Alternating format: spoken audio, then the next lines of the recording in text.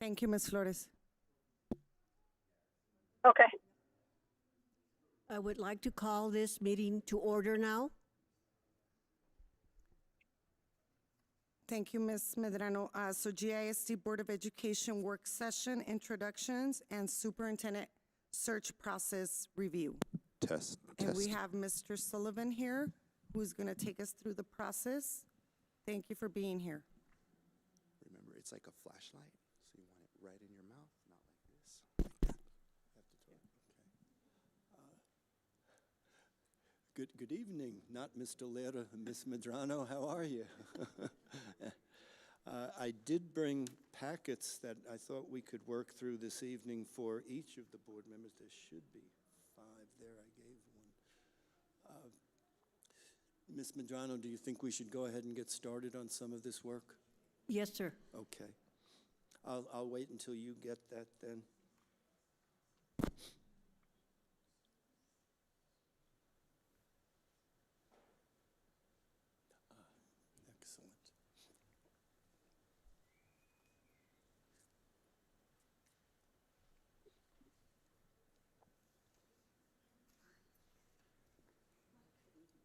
No.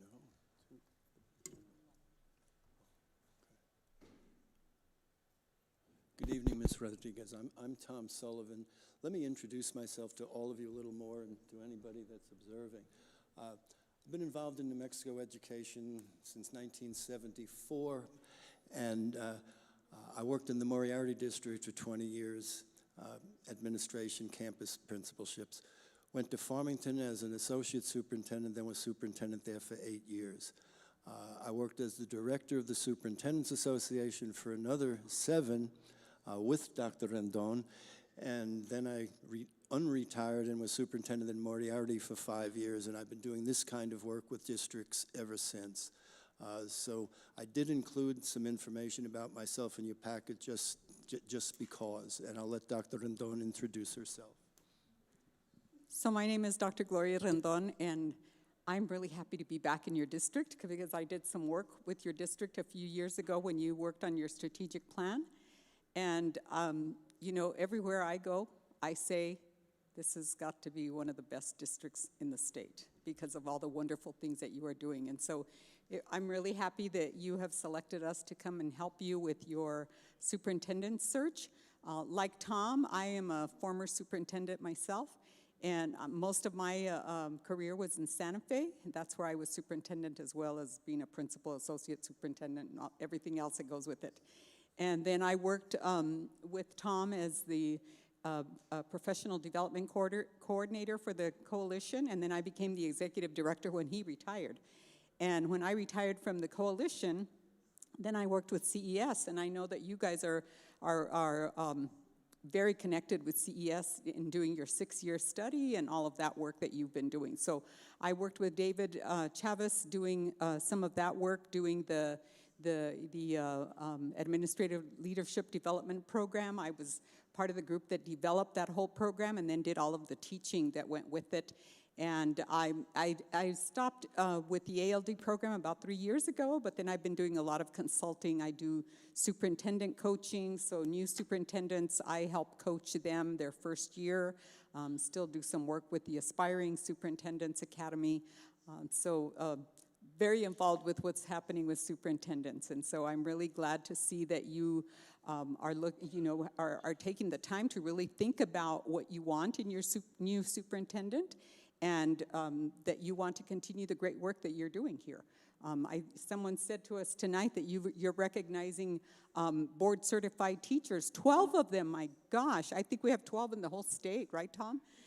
So that is fabulous. So your CTE program here is one that everyone talks about and brags about. Your bilingual programs are great. So you have a lot going on in your district that is really good, that is looked up to in the rest of the state. So we're glad to be here to help you with this.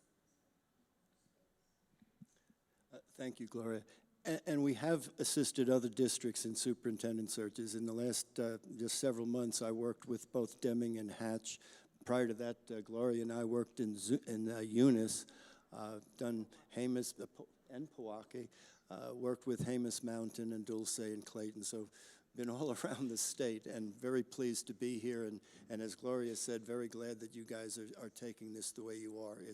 Well, I included in your packet a list of the school board responsibilities, and you'll notice that very prominently on that list is, I think it's the second one. The first one says, deal with policy, hire the superintendent. So you are at the top of your list of your responsibilities as a school board. Passing a budget, of course, but that's going to be with recommendations. Perhaps you'll have staff and yourselves involved in it to a great degree. But it's the superintendent that drives those decisions that boards typically make. So it is extremely important that you guys get the right fit, the right match, just everything that will work for you guys. We hope to never see you again. So, anything else, Gloria, before we dig into this? You know, the only other thing that I want to add to that is that it's really important that you select a superintendent that you know is going to continue the good work that you've been doing here, because you have so much going on, right? So many good things. You don't just have a lot of things going on. They're really good things. And so who is the person that is going to be able to continue to help you strengthen not only what you have, but build on that to become even better? And so that's why it's really important. And I was so glad to hear that you're part of that 6-year study with CES, because those districts that are working with CES on the 6-year study, their main focus is everybody doing their job, right? Board has their role and their job, and that is to hire and fire the superintendent, to approve the budget, to create policy. Other than that, they stay out of the way, because that's why you're hiring a superintendent, so the superintendent can do the work that they need to do, right? Obviously, you're going to be directing and helping the superintendent, but it's not your job to go to the director of bilingual education or the special ed director to tell them how to do their job or what to do. That's not what the board does, and can get in a lot of trouble for doing that as well. So I think you're on the right track here with what you're thinking of. So real quickly, if I can just walk you through that agenda on the first page. Well, let me review the search process. Here we are meeting today. We're going to design the application that will promote your district and attract the best quality applicants we can find. And we're going to work on that this evening. We're going to make sure we fit in the timeline from tonight and actually last month when I visited with you guys online through to the date that you want them to start. It's July 1 typically of the following year, or as soon as possible if somebody can leave their position earlier and you can allow for some kind of a smooth transition period. That's entirely up to you folks. We're going to develop the material for that advertising position, and Gloria will lead you through those conversations in terms of how many years of teaching experience do you think a superintendent should have. Please don't say none, because your teachers will not respect that. Similarly, how many years of campus experience does your superintendent need? Better be a few, or your principals won't respect that superintendent. What else beyond that? There's nothing else that would require anybody to have an administrative license, but you might prefer central office experience of some nature. You might prefer, I suspect that you will prefer bilingual education or bilingualism as a preferred or even a required application quality. But we're going to work on that. Once the posting is out, and we also want to make sure that when we set up this calendar, we don't make any mistakes. I know that we had one place that, wait a minute, that's state basketball tournament. The town's gone during state basketball tournament. So we have to look for those kinds of things. I had somebody that was going to be out of the country. Well, can I interview from out of the country? And we said no. During COVID, there were things that were sort of done like that, but out of the country just didn't seem right. But nonetheless, those are the kinds of things that we will be discussing with you guys. We'll talk about a salary range and all of those kind of things. Real important thing, though, tonight, and after Gloria gets you through some of this, I'll maybe jump in. What are your needs now? So what are the particular areas of strength that you think your superintendent has to possess? There's a list of 10 in your packet in alphabetical order, not in order of importance. Those come from distinguished sources. They're not mine or Gloria's invention. They're the respected major topics that superintendents should be able to demonstrate skills and strengths in. All of them can't be of equal importance at the same time. If you write something like that in your advertisement, you might as well put an 11 and say walks on water, in spare time. So we're going to try to narrow you down so it really does focus on the things that are important to GISD now and for the next several years. Okay? Probably the most important thing we'll do this evening is decide what degree of community input you will have in this process. For a district as sophisticated and large as yours, we would strongly encourage some kind of an advisory format. We have typically seen combined groups or separate by these characteristics of parents, staff, and community members / community leaders. You'd have one that is that group combined, or more than one group if you think that would help work things out a little bit better. That will be important. And then we will want to leave here with an agreement on when you will get the information about any of those folks that you want to include in an advisory capacity, how to get in touch with them. You will have already contacted them, so when you're not doing cold calls, but to invite them to participate and to what level and when they would need to be at places. We run an orientation for them so they're not going into it cold. Chances are they don't have a lot of experience in public sector employment. Chances are many of you folks don't. So we run an orientation for them in that. But let me stop there and let Gloria jump in on anything else, but also to start leading you on a conversation about years of experience and some of these other areas of expected strength from that list and so forth. Thank you. So yeah, I think that's where we need to start, is what kind of experience do you want your superintendent to have, or the candidates, I should say, that people that are going to apply for this position. What kind of experience do you want them to have? Do you want them to have teaching experience? Do you want them to have building level administrative experience, central office level experience? What are the things that you want to see in the candidates for this position? Teaching experience, yes or no? Yes, definitely. Teaching experience. And do you want to specify the number of years, or do you just want to say they need to have teaching experience? Dr. Rendon, what do normally big districts advertise as far as teaching experience that you've seen? Well, you know, at the very least, 5 years is what people have said. And we don't recommend that you go more than that for lots of reasons. Sometimes you'll have a candidate that has 5 years of experience and they are the absolute best candidate, but you've said they had to have 7. So now you can't interview them. And they have to have at least 5 years in order to get their administrative certificate. So you're going to know that they're going to have that experience. But sometimes you may have people that come to your district. Maybe they come from another state. Maybe they come from somewhere where they haven't had to have teaching experience. But like Tom said, teaching experience is really important to principals and to teachers. I have a question. So I appreciate your opinion as far as 5 years. Now, since we are in the state of New Mexico, do we just put out the door like the level 3, level 2, or we don't consider that at all? You don't have to do that. You don't need to do that. I mean, you can, but you don't have to. There really wouldn't be a reason to do that, right? Because they have to have a certain number of years anyway to apply for those licenses. Correct.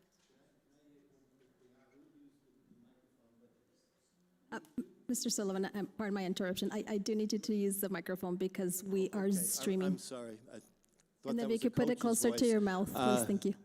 I used to be 6'2", and then superintendency. I was a coach. Anyway, New Mexico has reciprocal arrangements with adjacent states, and they might not have the same requirements, but ours initially. But it'll say possess or be eligible for a New Mexico certificate.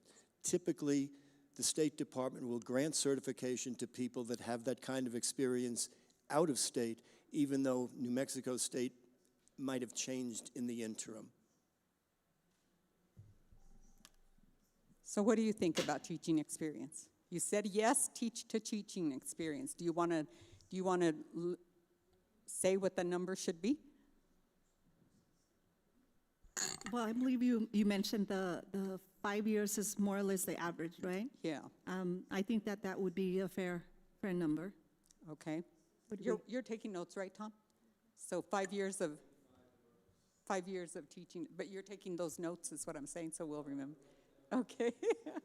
All right, so now let's move to administrative experience. So administrative experience, yes or no first?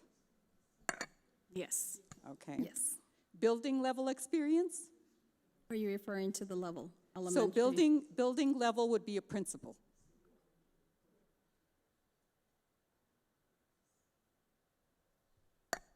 I believe we should, because that did give them an opportunity to be in leadership position, hence important for it. Yes. And so what are you saying about building level experience?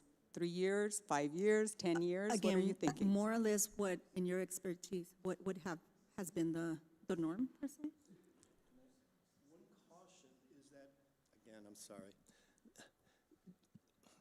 different responsibilities could be dependent upon the size of a campus. So I've accepted, and I think one of my colleagues has, assistant principal or a dean of students, because I'm not sure what the names even mean in some cases. And the reason for that was, in a very large high school, you may have one of this nature, an assistant principal has a lot. They're in charge of a grade level for curriculum, for supervision. They handle the budget for that grade level. So they could have experience very similar to a full-time principal. So we might accept as campus experience rather than just principal experience. I hope that would be acceptable. Please think about that. I hope I made myself. Basically what it is campus level administrative experience, okay? Whatever that means. You would be able to look at those applications and say, no, this person, this person has 10 years of high school principal experience. This one has 3 years of assistant principal experience at an elementary level. You may not, that person may not make the cut of who you interview. So if we go, if I may ask a question, if we go with campus experience strictly, then once we start screening the applications, then we can go into the resumes and see at what level, elementary, middle school, high school. Absolutely, And then also whether it's AP or principal experience, correct? yes. Okay.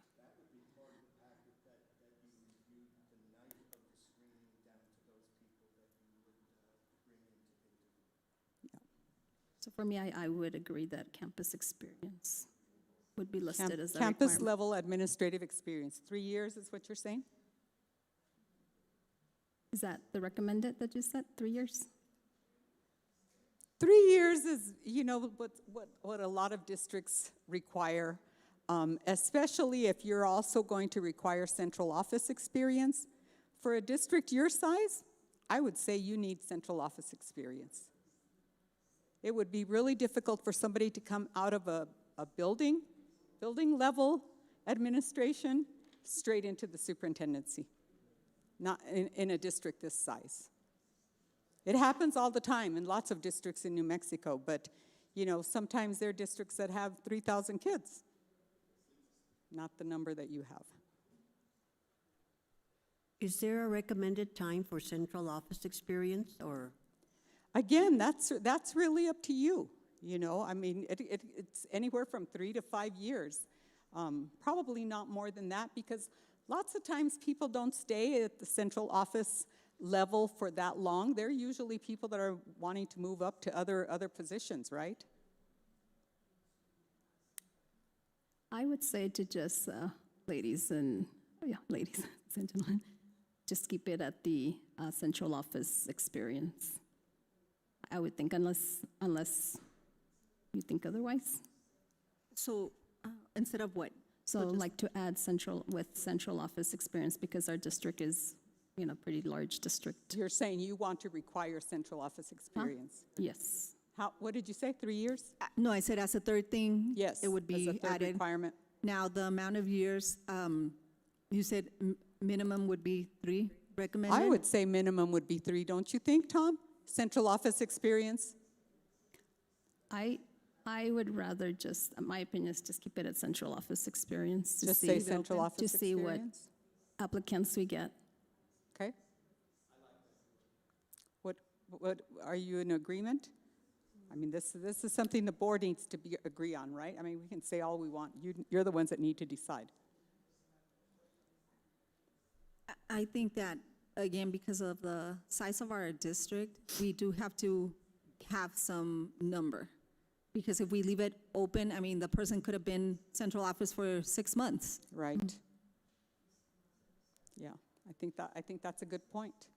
I mean, if you didn't have as many moving parts as you have in your district, it would probably be okay to just say central office experience, but, probably adding a few years or Would 2 years? requiring. How would you feel about 2 years' experience? Honestly, I'd rather the 3.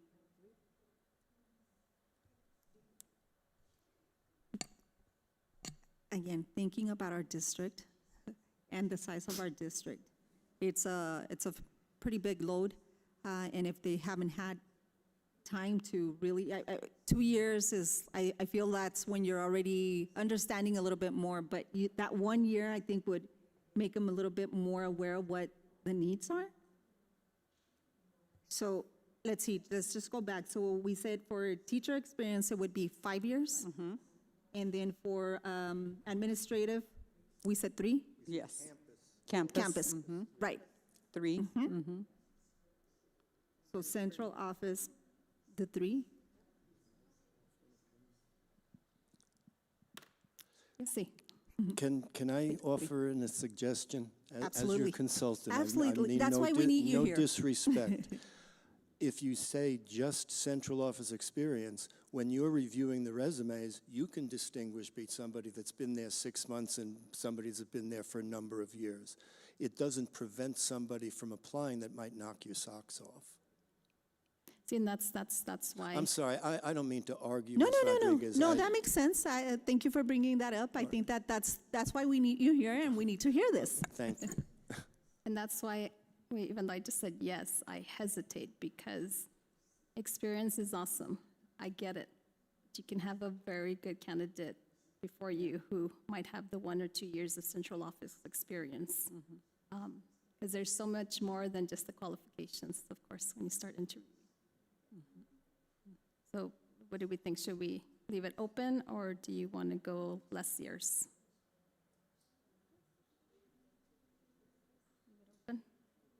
See, and if we leave it, my suggestion is if we leave it open, we could still, for lack of a better word, weed out people in the process of, That's exactly what you're going to do. yes.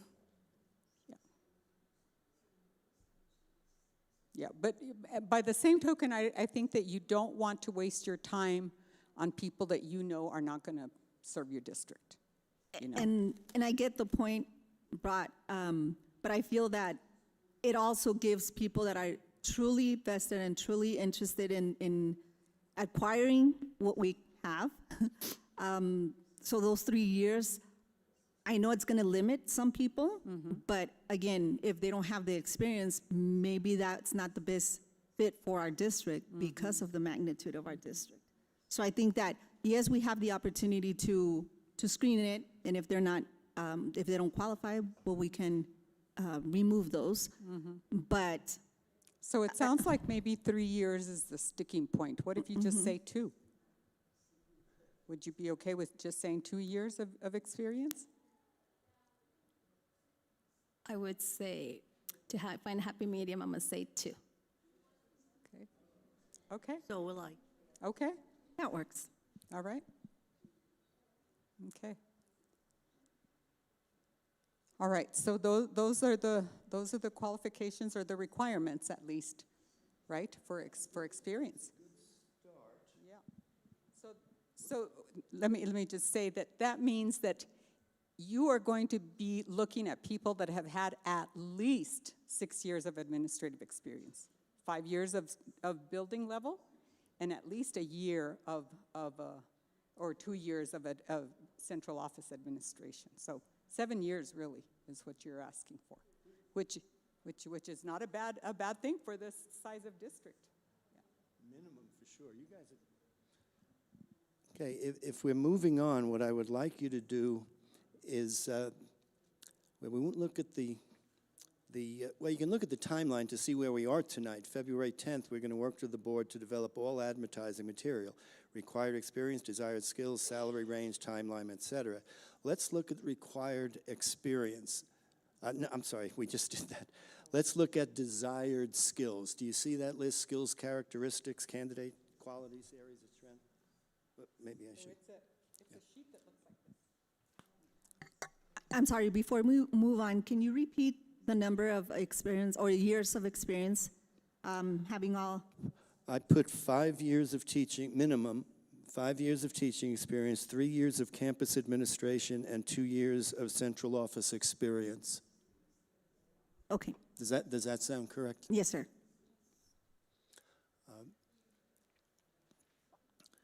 If you look at that list, as I said earlier, they can't always be of equal importance in GISD tonight.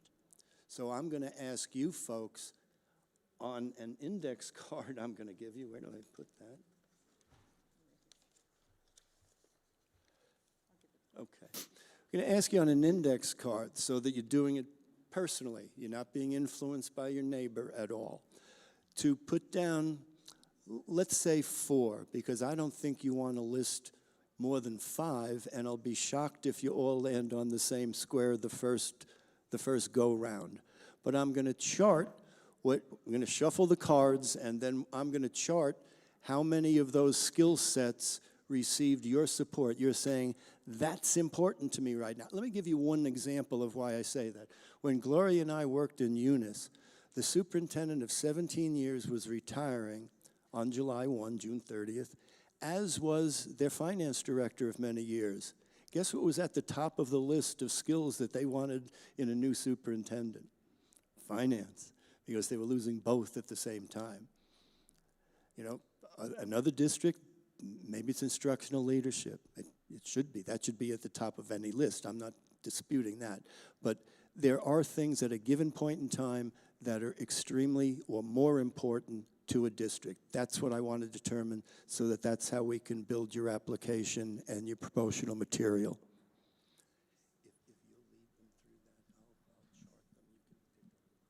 So the thing is that what you list tonight, what you come up with tonight, that's what's going to go on your brochure. In other words, you're going to be saying, we want a superintendent that is well-versed in the area of finance, or we want a superintendent that has great communication skills, or we want a superintendent that is experienced in safety and security of school buildings. Whatever is important to you, that's what's going to be on your brochure. So that when people apply, if they say, oh man, instructional leadership is where I'm the weakest, and it sounds like Gadsden really wants to find a superintendent that is an instructional leader, I'm not going to apply.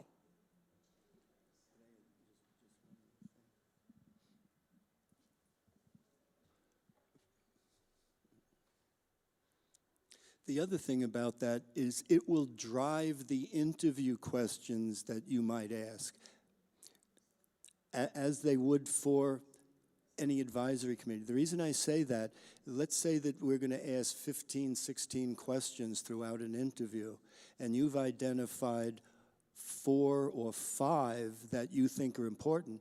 We might have 2 questions each on those topics, and then maybe 1 each to cover the other topics. But they will become your point of emphasis from this point forward, from the advertisement to the selection, to find out if you got the match you're looking for. Okay, so on the first one, Tom, the first one here is superintendent board relations.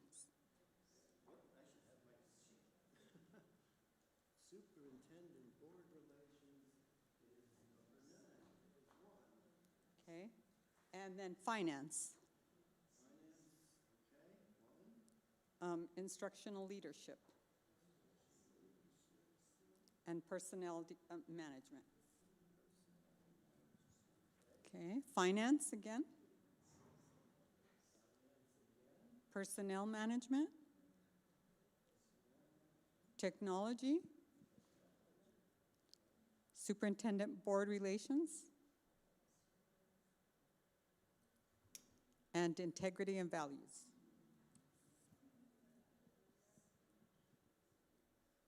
Superintendent board relations, finance, integrity and values, communication systems, and safety and security.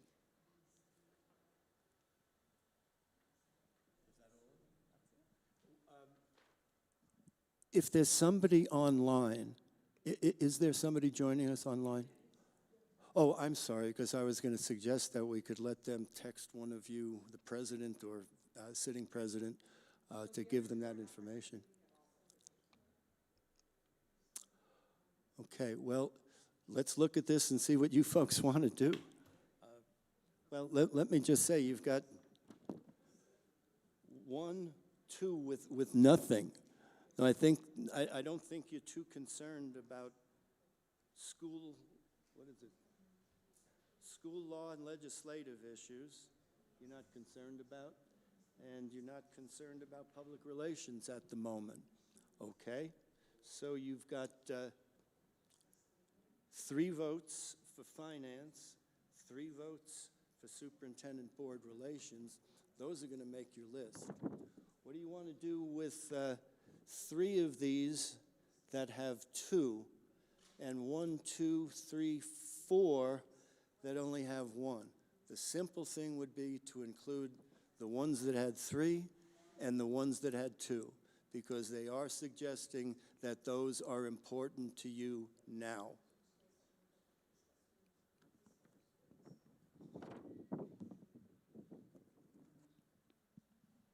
I'm sorry, it's low tech, and I'm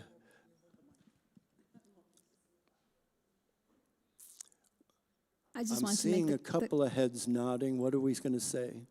I agree with you, sir, and I just for the audience that's out here and those that are watching, it's not to say for me, public relations and the other ones that were scored lowest, they are super duper important, but, they did ask us to list them, and I think, integrity and values, even though it has 2, if you have integrity and values, you're going to do an excellent job regardless. So to me, integrity and values is extremely important. I can promise you that in reference checks, we will find out about more of these things, if not all of these things.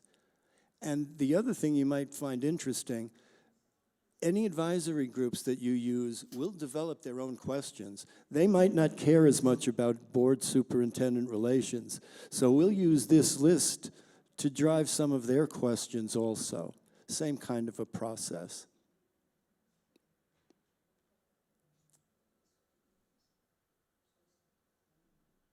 I'll take that all down.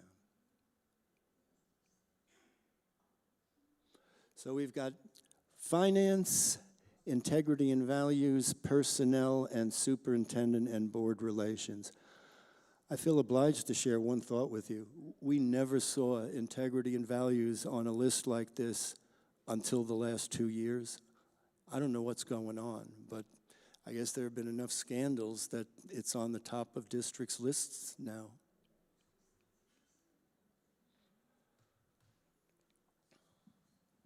My suggestion would be that on those last, those 4 that you have just ones, so it's communication, it is instructional leadership, safety and security, and then technology. Of those 4, which is your top one? And then maybe we'll get to a 5th one that way, Tom. For me, I would say communication, because if you can't communicate, you're not going to be able to run a district properly.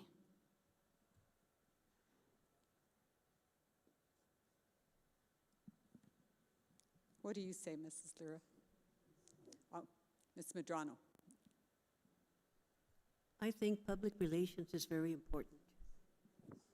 Public relations. So we're trying to get to a fifth. So here's public relations here. Yeah. She said to look at the ones that Oh, have the ones that ones. have ones? So Okay, that that would was my be mistake. communications, safety and security, and technology. Yes. Of those three that are And left, then instructional you have leadership. ones that you had already selected. You have communications, instructional leadership, safety and security, and technology.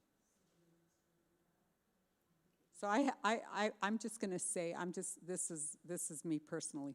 I'm going to say that I'm surprised you don't have instructional leadership as one of your top ones, only because you have so much going on with instruction in your district.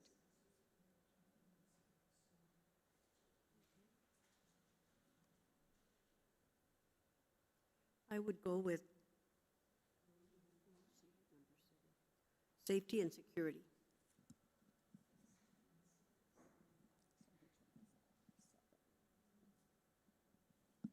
So we're still we're still stuck. Don't make us give you more index cards. So unfortunately, I'm looking at 10, at technology. I just feel that, this time that we are in, we really need to be fluent in technology, and especially our leader needs to be well aware of everything that is happening, right, and acquainted with everything. So for me, technology would be the next one. Okay. All right. Well, I think that we could tie, what is it? Which is the one I was thinking of? Public relations and communication, we could tie together. But number 7, safety and security, and then technology are two very separate ones, right? Dr. Rendon, if I may ask a question. Okay. Sure. So this activity that you're having us do is for the purpose of when we advertise the language that's going to be used. Yes. Why can't, Finance, it's going to say, I'm sorry. It's going to say demonstrated skills or shown ability in. It's going to be a clipped phrase. It's not going to be the word personnel or instruction. It's going to be proven instructional leadership. I mean, those are the types of words that will be in a promotional application. okay, let's say this, okay. So, never been through this activity myself since the first time. You're absolutely right. There was only one vote for instructional leadership, and that is very important. And so, I'm gonna, propose to all of us that instructional leadership should be one of our top ones, regardless of the little test that we have to do right now. So should we do this again? Or I was actually going to say, why can't we just have it all? Because the next leader needs to be very well versed in each of these. So why would we not include all of it? Well, it's like Tom said earlier, if we include every single thing, then you're not telling the candidates what the important things are in your district. What is it that you value in a superintendent? I mean, right. So, I mean, if instructional leadership is something that you value right now, that doesn't mean that you don't value safety and security too. It just means that that's your priority. Do you see what I'm saying? And here's the other thing. Just because you went through this exercise doesn't mean you can't change your mind. If you feel like, okay, this isn't, there are some other things that we think are more important, you can say that. So by that, do you mean that once this is elaborated and specified, or whatever way the way it's going to be presented, then we can go, are we going to see a draft prior to it being? Absolutely. Okay, all Yes. right, so then, that's So fair. for example, look at this one district. This was Powahka. They said, Powahka Valley School District is seeking an educational leader who will display ethical behavior, so that's where you're getting to the integrity and the values, right? In all actions. The successful candidate must demonstrate prior experience in personnel management and be able to work collaboratively with the board to enhance school-community relations using effective communication systems. Do you see what they valued in their district? Hit 5 They want somebody who is going to have good relationships not only with the school and the community, but with the board. They want somebody that can communicate well. They want somebody who has demonstrated prior experience in personnel management. So that's how we will hit those. Does that make sense? Can I give you mine Sure. again? Sure. And I don't need a card, I could just tell you. Right? Okay, so for me, I'm going to change it. So for me, the important one would be number 3, instructional leadership first, followed by number 9, superintendent board relations, followed by 4, integrity and values. How much is that? 3? 3, okay. Followed by finance, number 2.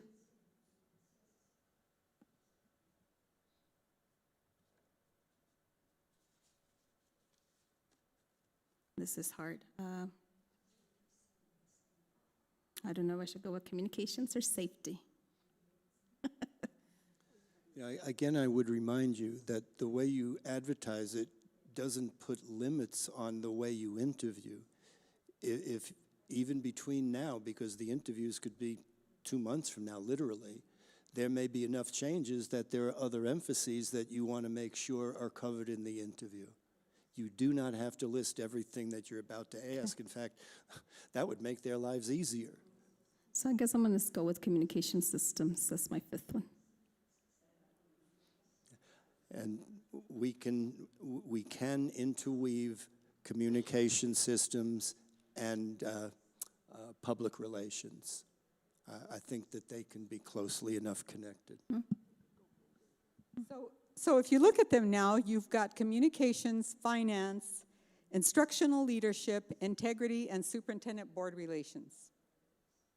What do you think, ladies? Are you okay with that? Is that closer to what you think you need to be looking for in your superintendent? I think that merging those two, the communication systems and public relations, makes it a go for me. Okay. Take that. And this is, ladies, is just for the advertisement. I mean, there's still so much more, so let's not get hung over this. There's a lot more to this.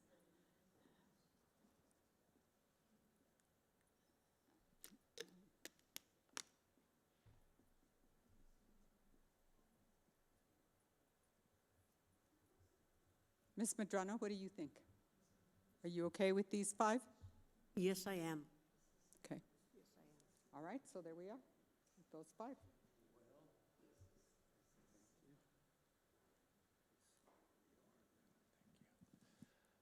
Can I get you to turn back to the timeline? This page here.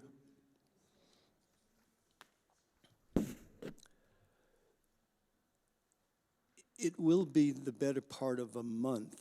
Actually, it could even be more by the time we draft this. We'd like to have pictures from you folks. I don't know that there's a Chamber of Commerce here, but if there are any other places that do promotional materials for this area of the state of this community, we'll get in touch with them and borrow things from their brochures. But we want to promote the region and the school district. So if we can get a hold of some pictures, can I work through Ms. Delgado for those kinds of things? Yes? Okay. But so that's one thing I wanted to make sure that you were aware. But again, Gloria said we would get a draft to you. We can do that. Can't go through a lot of editing unless you want to be delayed, but I'd like to get it out so that certainly within 5 weeks, and we might look at that nearest Friday to that date from now, I would like to see us closing the application window. A month is reasonable. It gives people time to find it. It gives people time to talk things over with families, and it gives people time to research and apply. You agree with that? So I guess the other thing that would go into your brochure is, and you probably have this maybe in your strategic plan, what are the core values of this district? It's not something that we're going to come up with here. It's something that you already have in all of your in all of your publications. You know, what is it that this district believes in? What do they feel are the strengths of this district? Because that will go into the brochure as well. But, so you have that, is that right? I see people nodding and Yeah, saying, we do have a strategic plan that we're working on updating, so I think that's very important that the next leader be in tune Yeah. and be able Yeah. Yeah, to implement it. okay. All right, okay. All right, so I don't have my calendar. I'm charging my phone, and my calendar's on my phone. But if somebody could give me idea of where in the late part of March a nice Friday might show up, we'll fill in that application window date. What I do need to decide with you folks, though, is, or you folks need to decide, if and how many different advisory groups you choose to include. Let me make it clear, they will not be decision makers. They will be providing you, it'll be anonymous input. They'll do it through a survey, it'll be graphed so that you can see their impressions, but they will give you their impressions from interviewing. They're going to conduct a formal interview.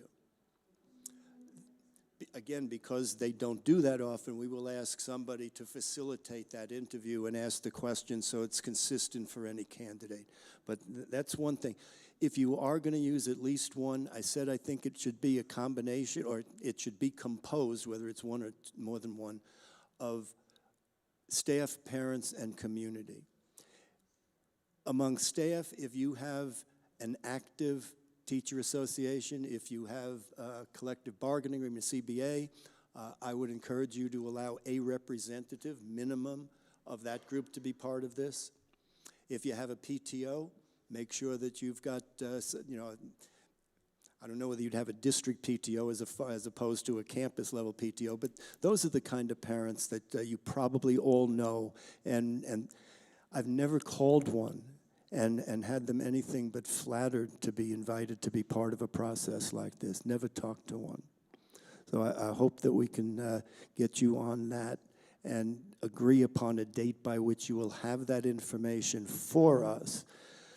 Because the same night that we're going to have our screening meeting, I would like to have an orientation for advisory members.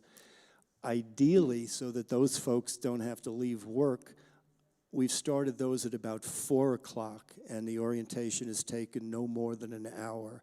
And then the board work session to do the screening took another hour from 5 to 6. But you guys start your board meetings at 5, so you're going to have to advise me. Do we have staff members maybe get out of school early so that your schedule can be on time, or can we delay the start? Or it's a special meeting. I'm always reluctant to call special meetings because I know how valuable to call them, to encourage them, because your time is valuable and I know how much you donate. I appreciate you saying that, but I do believe that we do need to, in order to move this process, we probably would be needing those special meetings just to get everything moving and making sure that we're taking enough time and not be pushing it just because we know that a meeting is starting at 5. Mm-hmm. So I know you've been asking me what have other districts done. A district your size, maybe a little smaller, they usually will have 3 committees plus the board, right? So 3 advisory groups, one made up of parents, one made up of staff, one made up of community, just regular community members. Some of those community members sometimes are staff and sometimes are parents. But that's really going to be up to you how you select them. You have a large Spanish-speaking population in your district, so it's important to include those folks as well, you know, in whatever you're going to do. Normally, we will ask each board member to give us 3 names for each group. So 3 staff, 3 community, 3 parents, because they're not all going to agree to come, right? And so at least that way we've got, what, 15 or so for each one. An ideal group is somewhere between 10 and 15. We hardly ever have a whole group that's 15. It's going to be between 10 and 12 usually. We are really clear when we meet with the groups that they are not decision makers. because they think they're going to come in and they're going to tell the board who they want. And we say to them, you are not going to tell the board who you want. You are here to give the board advice. You are advisory, and we stress it all the time. And I have to tell you that they are really clear on what their role is by the time we're done with them. And as Tom said, we gather that information from advisory, and we have a process where we can show you all of their results by the time you guys get started in looking at your own results. So in a matter of minutes, we're going to have all of that information for you so that you can see, okay, parents felt that this candidate was really strong in the area of instructional leadership. Staff felt that they were weak. Whatever it is, we will be able to help you with that and show you what they're thinking. Boards will then say, we want to see how staff felt about candidate A regarding finance. We can show you that with the process that we use. So I have a question on that. If I recall correctly, the last time that the district went through this process, there was a committee of 21, it was comprised of 21 people, and it was a variety.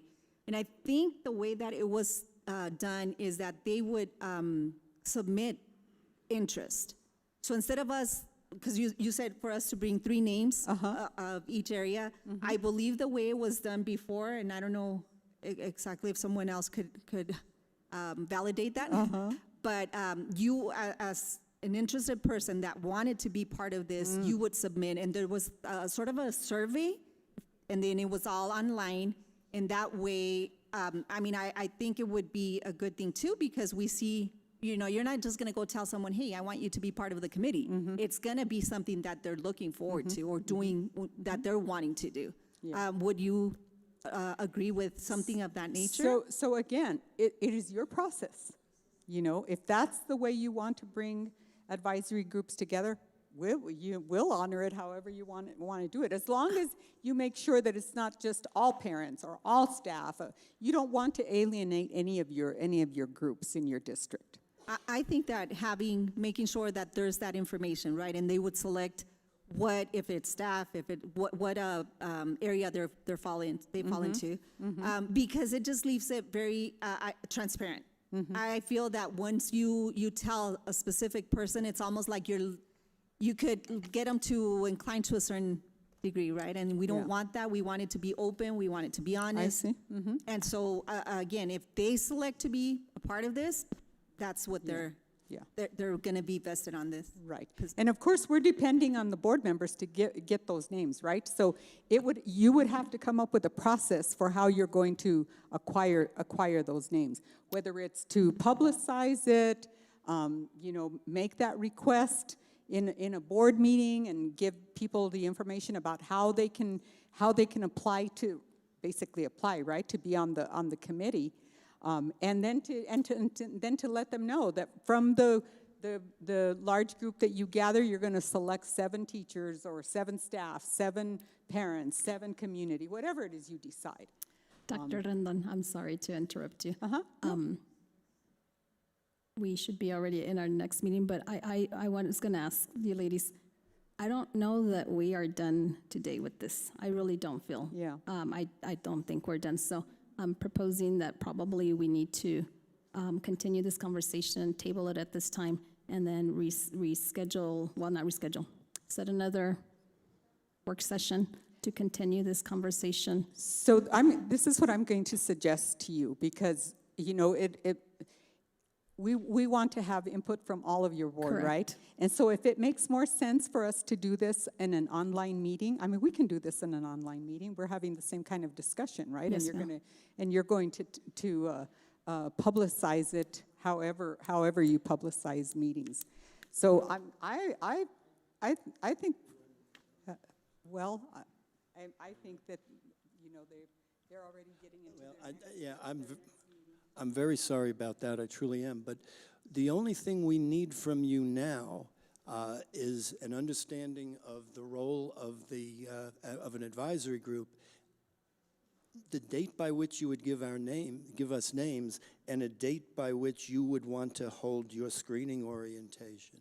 Well, Oh, we haven't talked I- about salary. All right, we do have more to do, I'm sorry. So, and that's the issue, is that I'm going to propose to all of us, if you're all okay with this, is that I don't want to be rushing this. It does feel rushed, and I do want to apologize to the public. I showed up late. I ran into traffic, but Well, here.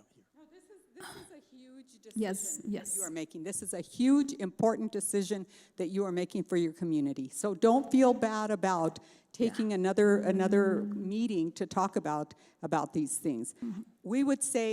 We would advise you to do it sooner rather than later. no, definitely. But certainly, because I understand that some of your board members have new commitments, and so it may make more sense to do an online meeting so that everybody gets to participate no matter where they are. So what do you ladies think that we go ahead and table this and then continue, schedule another meeting to continue this work session? Because I still have a lot of more questions, and give, hopefully by then our other two board members can join us. I don't mind doing a Zoom meeting or in person, give the option. Do you need a date tonight, or can we allow our president to contact us individually to come up with a date? Absolutely. You come up with your date. I will say that it's going to be easier for us to do an online meeting. And then that way you can take as long as you want. You're not bound by another meeting. We're not bound by having to travel, and we can really get into the discussion. Okay. Does that I make agree. sense? Does Let's that do make it as sense soon to as you? possible so we can get the whole process going. Pardon me? Let's try to do it as soon as possible so we can get the whole process going. Okay, so what I'll be doing is I will make sure to contact President Lita to let him know that we decided to continue the conversation, and that a majority of us who are here present have decided that it would be in our best interest of all of us to do a Zoom meeting. And so with that being said, he would contact you directly, correct, President Lita? Yes. Okay. And I know I have Mr. Sullivan's number. And I left you my card, so. Okay, okay. Yeah, I understand now why you have to get us out of here.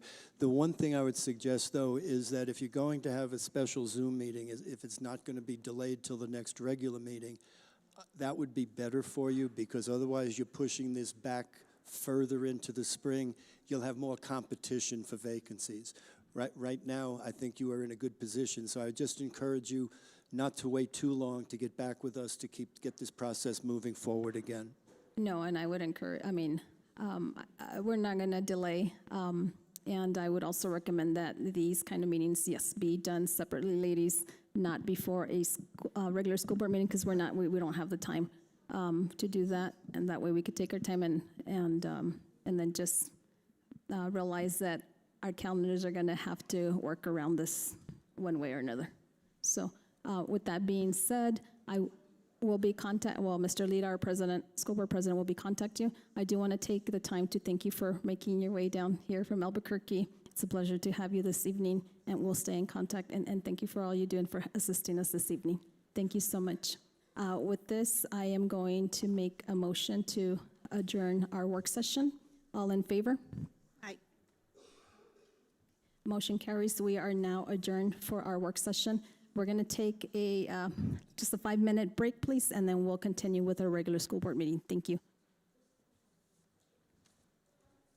And we adjourned at 5:06, and it's not working.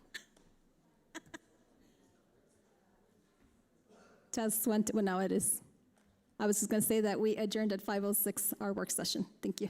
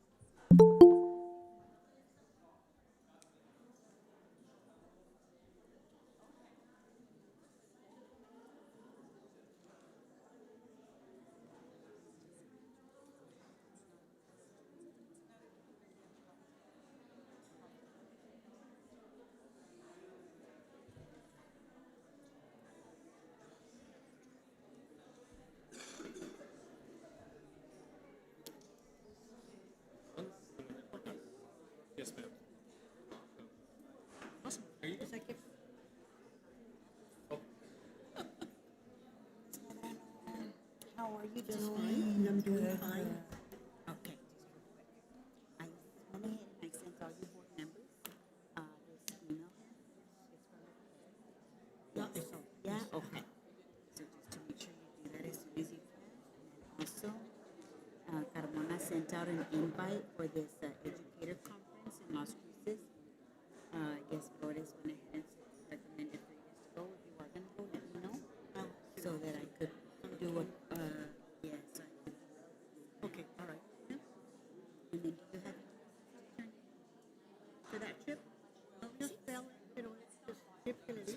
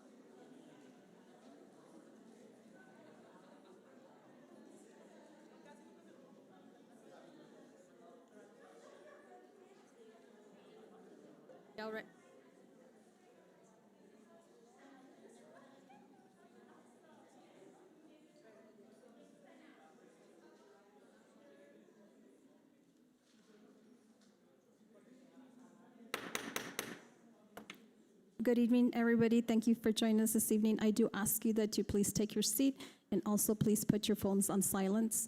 And then also to the audience that's here present, if you would like to address the board, we ask you that you fill out this yellow form, which is in the front on top of the circular table. And we do ask you that you turn it into our administrative assistant, Mary Lou Delgado, prior to us getting to open forum. With that being said, I now call this Gadsden Independent School District regular school board meeting to order for Tuesday, February the 10th, and the time is 5:15. Ms. Delgado, can you please take roll call? Board President Lira. Board Vice President Flores. Present? Board Secretary Rodriguez. Present. Board Member Guerrero. Board Member Medrano. Present. Madam President, we have established quorum. Thank you, Ms. Delgado. I believe Interim Superintendent Tarazona, is somebody gonna present or? Yes, we will have the GHS ROTC guide us in the Pledge of Allegiance. Please stand.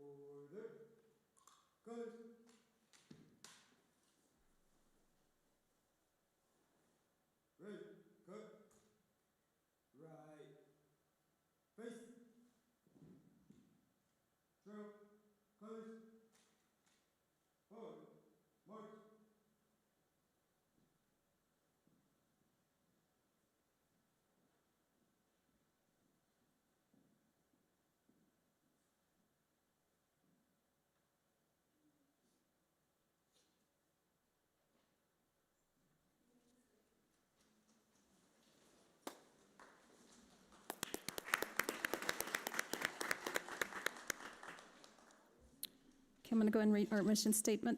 The Gadsden Independent School District will provide diverse educational opportunities that empower students to be successful in an ever-changing world. El Distrito Escolar Independiente de Gadsden brindará diversas oportunidades educativas que capacitarán a los estudiantes para tener éxito en un mundo cambiante. Moving on to item 3 on our agenda, Interim Superintendent Districts Updates and Recognitions. Ms. Tarazona. So we have the GHS ROTC program, and Principal Legarreta will present this item tonight.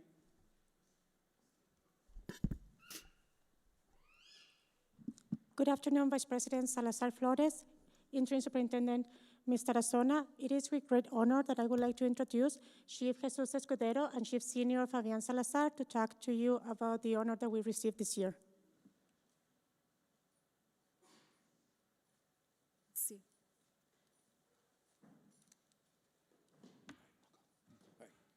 Good evening, members of the board and all those in attendance. Today, we want to showcase our cadets for their hard work throughout the entire year and some of the honors that we've received during this time, but not just for this year, but highlighting everything that this program has done within the last 10 years. And we have some outstanding cadets that are present with us tonight. We have our color guard who executed perfectly. So we're very proud of them and all the hard work that they've done We also have a short video for everyone to watch, and it just captures just a glimpse of what we've done throughout our history. After the video clip, we have our commanding officer, Viramontes. She's going to go ahead and give a little speech, and we'll go ahead and carry on. All right, thank you. When you see, how you doing, everybody? I'm Chief Escudero. Thank you and all the people here present. When you see this video, a lot of these pictures, keep in mind that a lot of these cadets is probably be the first time that they see the ocean, the first time that they see in a university campus or a museum or something like that. So keep that in mind. So when you see these pictures, all right?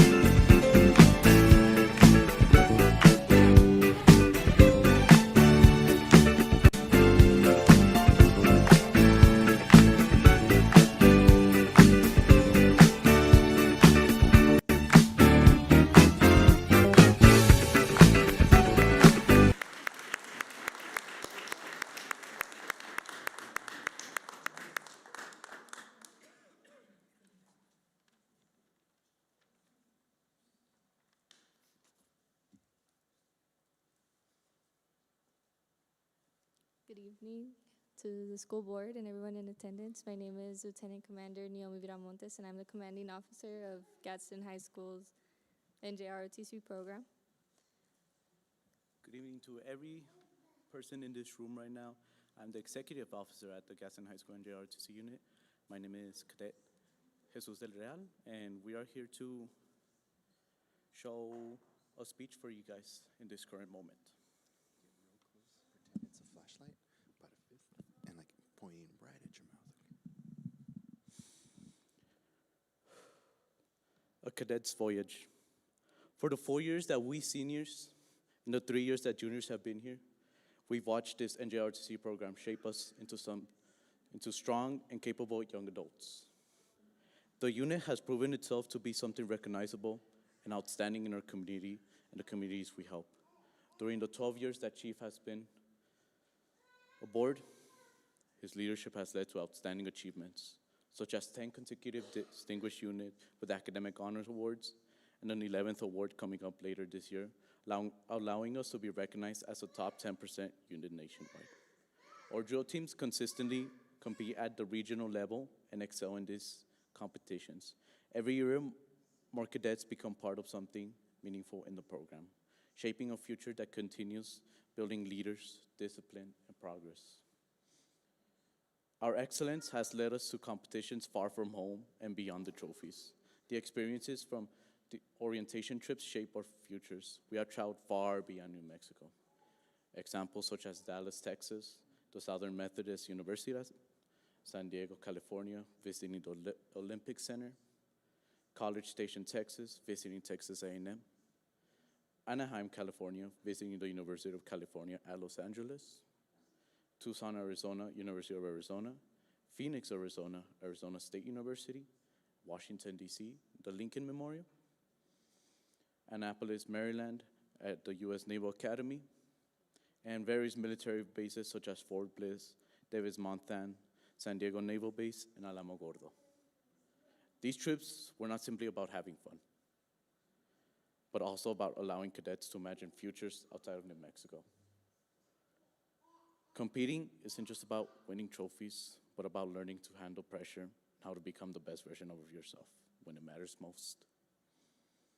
Orientation trips were not just about traveling, although for many it had been their first time leaving the state.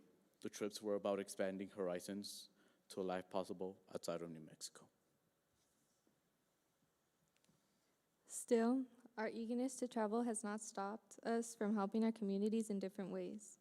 Through food drives, blood drives, Adopt a River cleanups, Adopt a Highway cleanups, enchilada festivals, parades, trunk or treats, and haunted houses, Gadsden NJROTC continuously shows up for the community. The program shows us leadership is not about position or title, it's about service. These experiences have impacted and shaped students through the NJROTC program at Gadsden High School. Due to your continued support, the Gadsden NJROTC program has become a valuable experience and for many students, a second home. This program has built friendships that feel like family, forming traditions such as going to Pretty Piper after every competition, going to In-N-Out when going to Arizona, and most importantly, creating memories. As we get ready to pass the torch, we want to continue pushing for future generations to enjoy what we've established, not only as graduating cadets, but as cadets who went through life-changing experiences thanks to NJROTC. With our new instructor, he's continued support as we hope to grow this program even further and allow new cadets to experience what we and those before us have experienced. The joy of serving the community, the excitement of traveling, pride in competing against other schools, and making friendships that will last a lifetime. Many of us have a life in NJROTC that we could never have imagined before joining, such as seeing the ocean for the first time, walking a university campus for the first time, exploring the greatness of a museum for the first time, because a lot of our cadets have never been outside of Anthony. Funding these trips isn't just paying for transportation or hotels. It is an investment in new opportunities and new horizons. It is an investment in a program that continuously represents Gadsden with pride and creates future leaders. We are asking for your support to continue this legacy for many years to come, so cadets who come after us may grow, learn, and share in the same life-changing experiences as us. Thank you.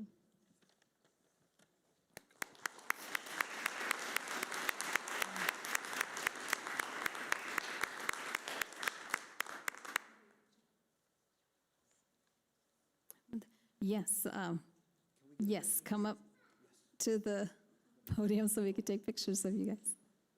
Pues la gareta pase, por favor. Yes.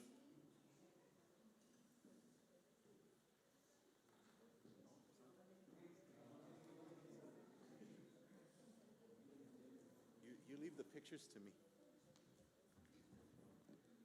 Move this out of the way. Yeah.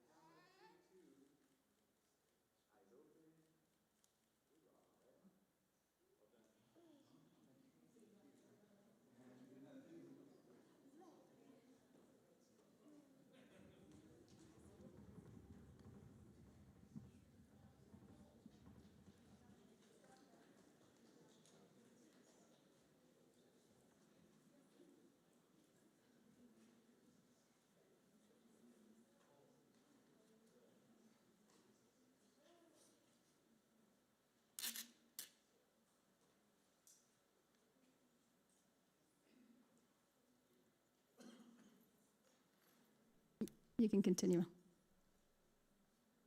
So for item 3B, we have recognition of National Board Certified Teachers, and Ms. Lugo will present this item, or Ms. Villalobos. Good afternoon, Madam Vice President Salazar Flores, members of the board, Interim Superintendent Tarazona. It is a really great occasion to celebrate our teachers that are becoming National Board Certified. But I would like to talk to you about how this is happening. This program has been able to do what we have been doing for our teachers is through Title II. Title II has been facilitating and helping us provide this group of PLFs who are our facilitators, who is this amazing group of these National Board Certified teachers. So I would like to call them to come to here to join me, please, or PLFs. If you can all join me. So all this amazing group work really closely with our teachers that are aspiring to be National Board Certified teachers. They provide a lot of support, a lot of reading, and a lot of all the things that they need to be able to pass this. This is a very challenging requirement. Teachers to be National Board Certified is a huge thing for our teachers, and we have to celebrate all of them. But before I pass you the board, let me tell you something very important on this group. I would like to recognize today Veronica Lugo.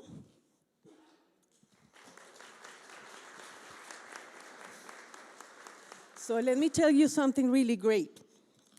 By the New Mexico MBCT Network, Ms. Lugo was selected as the 2025 award recipient in recognition of her outstanding service and commitment to accomplished teaching.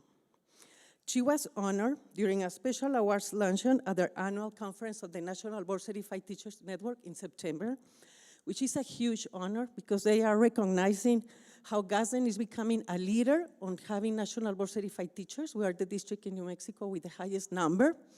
And we really need to acknowledge and thank Ms. Lugo because it's thanks to her and her leadership that we are where we are right now. So, Ms. Lugo.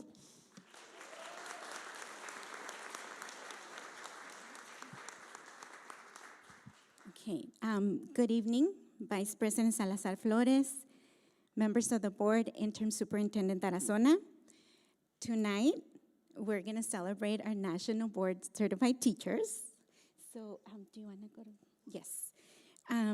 We'd like to take a moment to recognize our recently achieved National Board Certified teachers. The National Board Certification is one of the most respected certifications a teacher can earn. And it takes a lot of time, commitment, and effort to achieve. We're very thankful that the district is able to support this teacher development program because it is amazing, like Ms. Villalobos was saying. And we thank you for your continued support. This is not an easy process, and the teachers that are gonna get recognized can attest to this. Teachers are asked to reflect deeply on their teaching, analyze student work, and really look at how their instruction impacts students. It's all about reflection, growth, and becoming better educators. Research shows that a student that is taught by a National Board Certified teacher can achieve more academically than one that is not nationally board certified. What this really means is that the work that teachers are going through directly impacts students every day in the classroom. Our district is growing in National Board Certified teachers. Currently, we have 34 NBCTs in our district. We started with 5, yes. This increasing number speaks to the strong culture of learning and excellence that we have in our district, and that the fact that we support our educators. I also want to recognize this amazing group because they are the ones that are supporting our candidates all the time. They are our PLFs, Professional Learning Facilitators, and these are educators that went through, they're nationally board certified as well, and they went through intensive training to be able to support our candidates. They provide feedback to our candidates, they meet with them individually, they have Saturday workshops for them. Our candidates get a lot of support from them. So thank you, it's an amazing group.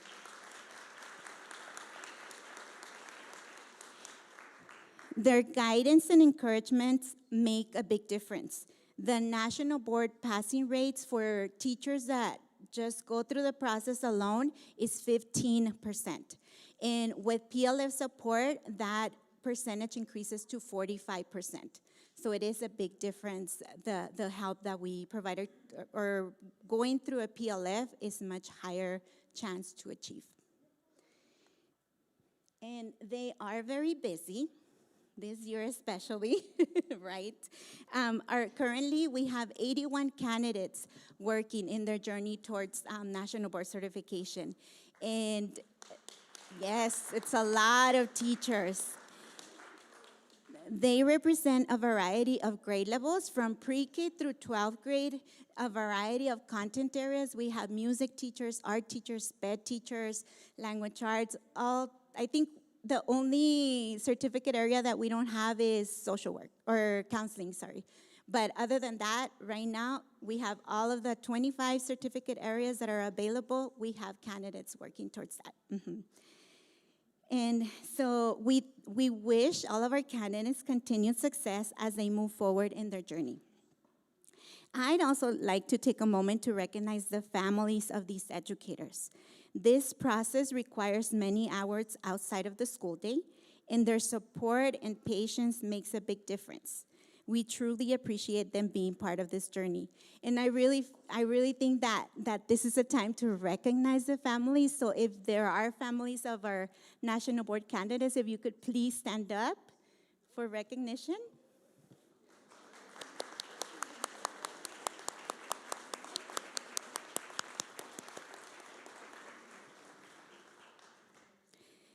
Okay, and finally, to our newly National Board Certified teachers, congratulations. This is a major accomplishment, and we're very proud of you. Thank you for your commitment to our students, our campuses, and our district. So as I call your name, you're gonna come up here, and the board members are gonna be shaking your hand, right? And then you're gonna go through the board members, through our PLFs, and then we're gonna wait for a group picture.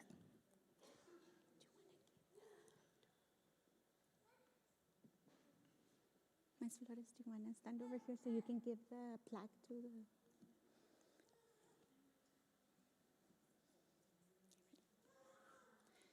Our first candidate, our national board teacher, Nancy Guzman.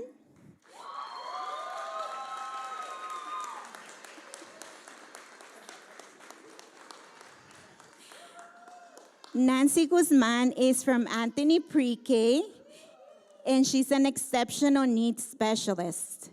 Let me tell you that she's the first SPED national board teacher in our district.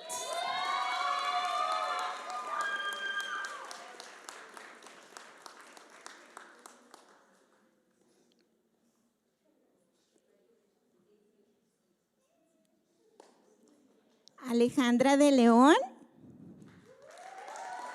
Oh, hold on. Oh, hold on. Sorry.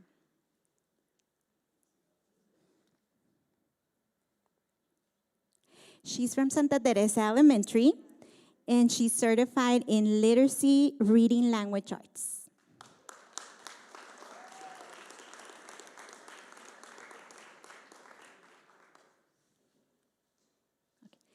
Olga Argüelles.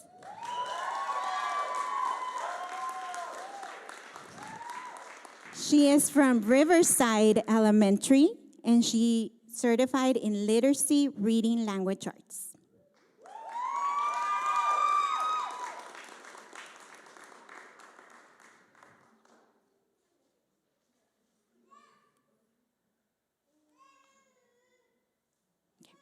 Carrie Ann Bradshaw.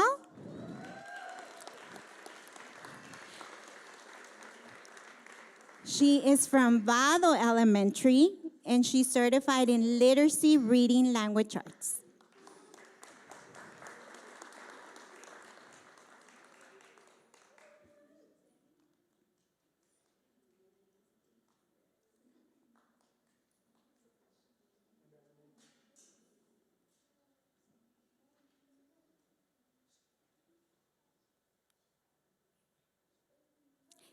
Isela Palomares.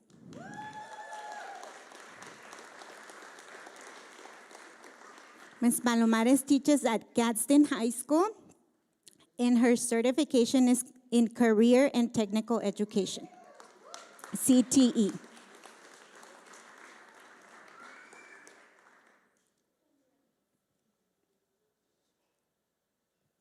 Salvador Melendres.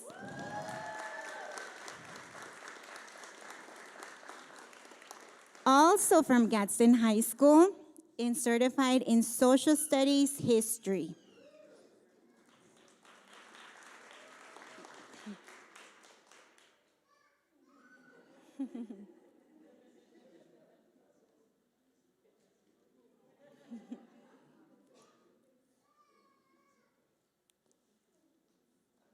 Leslie Johnson.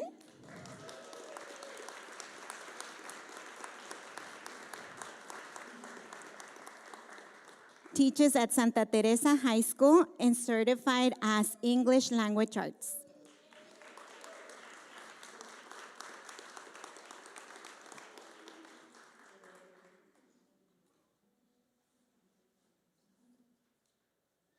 Sarah Husband.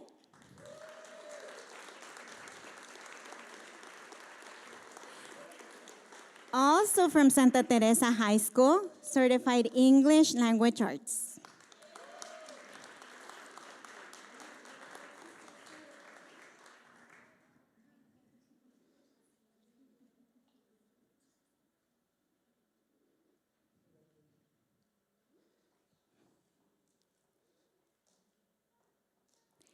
Carmen Cervantes. Also from Santa Teresa High School. All of the English department decided to go together through the journey.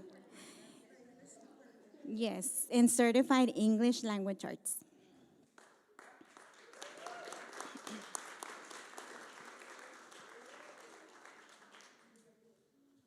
Anabelia Parra couldn't join us this evening, but she is specialist from the Academic Services Department, and she's certified literacy, reading, language arts.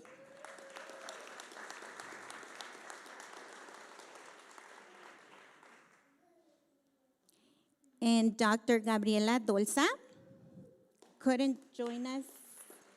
I don't think she joined us this evening, but she is a specialist from Language Equity and Cultural Arts Department, and she's certified English as a new language. Okay. Thank you all. Congratulations again.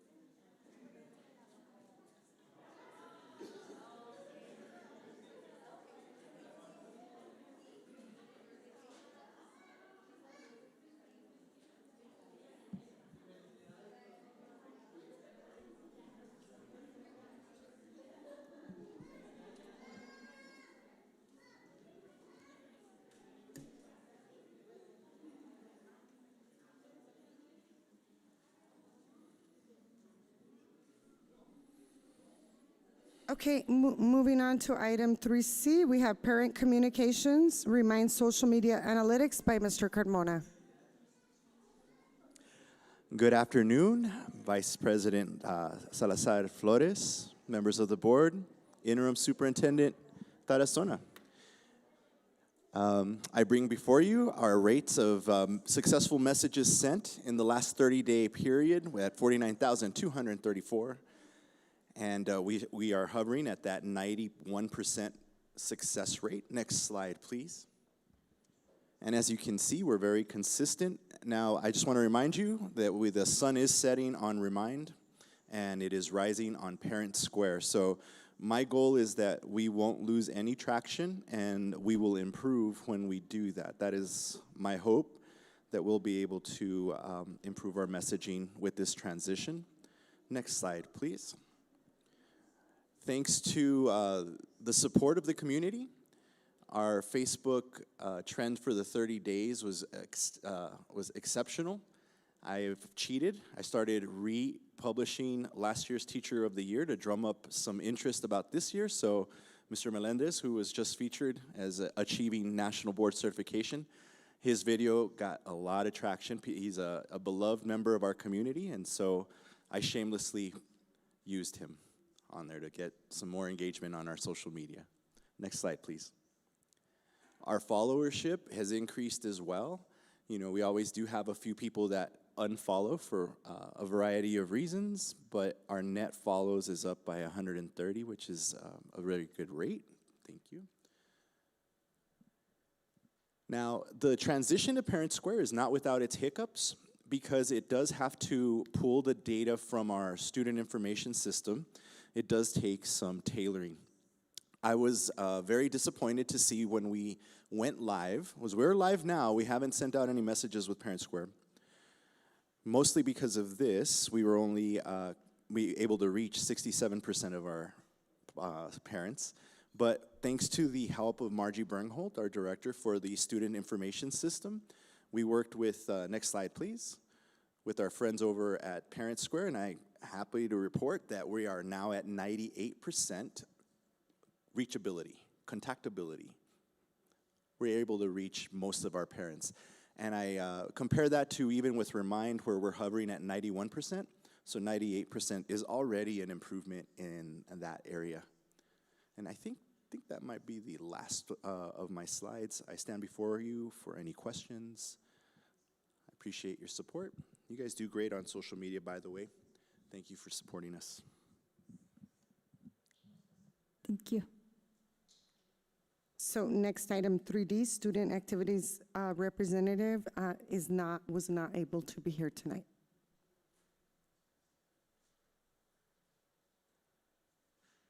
Moving. Okay, it's my turn, huh? Okay. I'm out of practice here.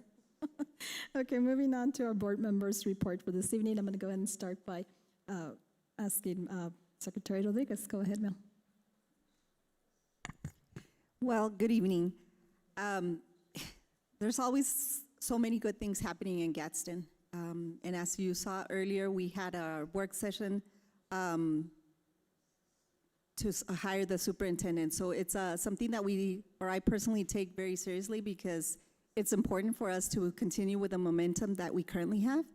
I think that seeing the ROTC, it's amazing how it's grown throughout the years. I believe it said there's 130 cadets. That's great. My brother was part of this back in the 80s. And so I've seen how it's been evolving and how wonderful it is for our kids. It teaches them lots of discipline, dedication, the community service that they do. It's intense, everything that they do. And you can see how happy they are to participate. So thank you to the two gentlemen that lead this, because without their leadership, it would not be moving the way it is.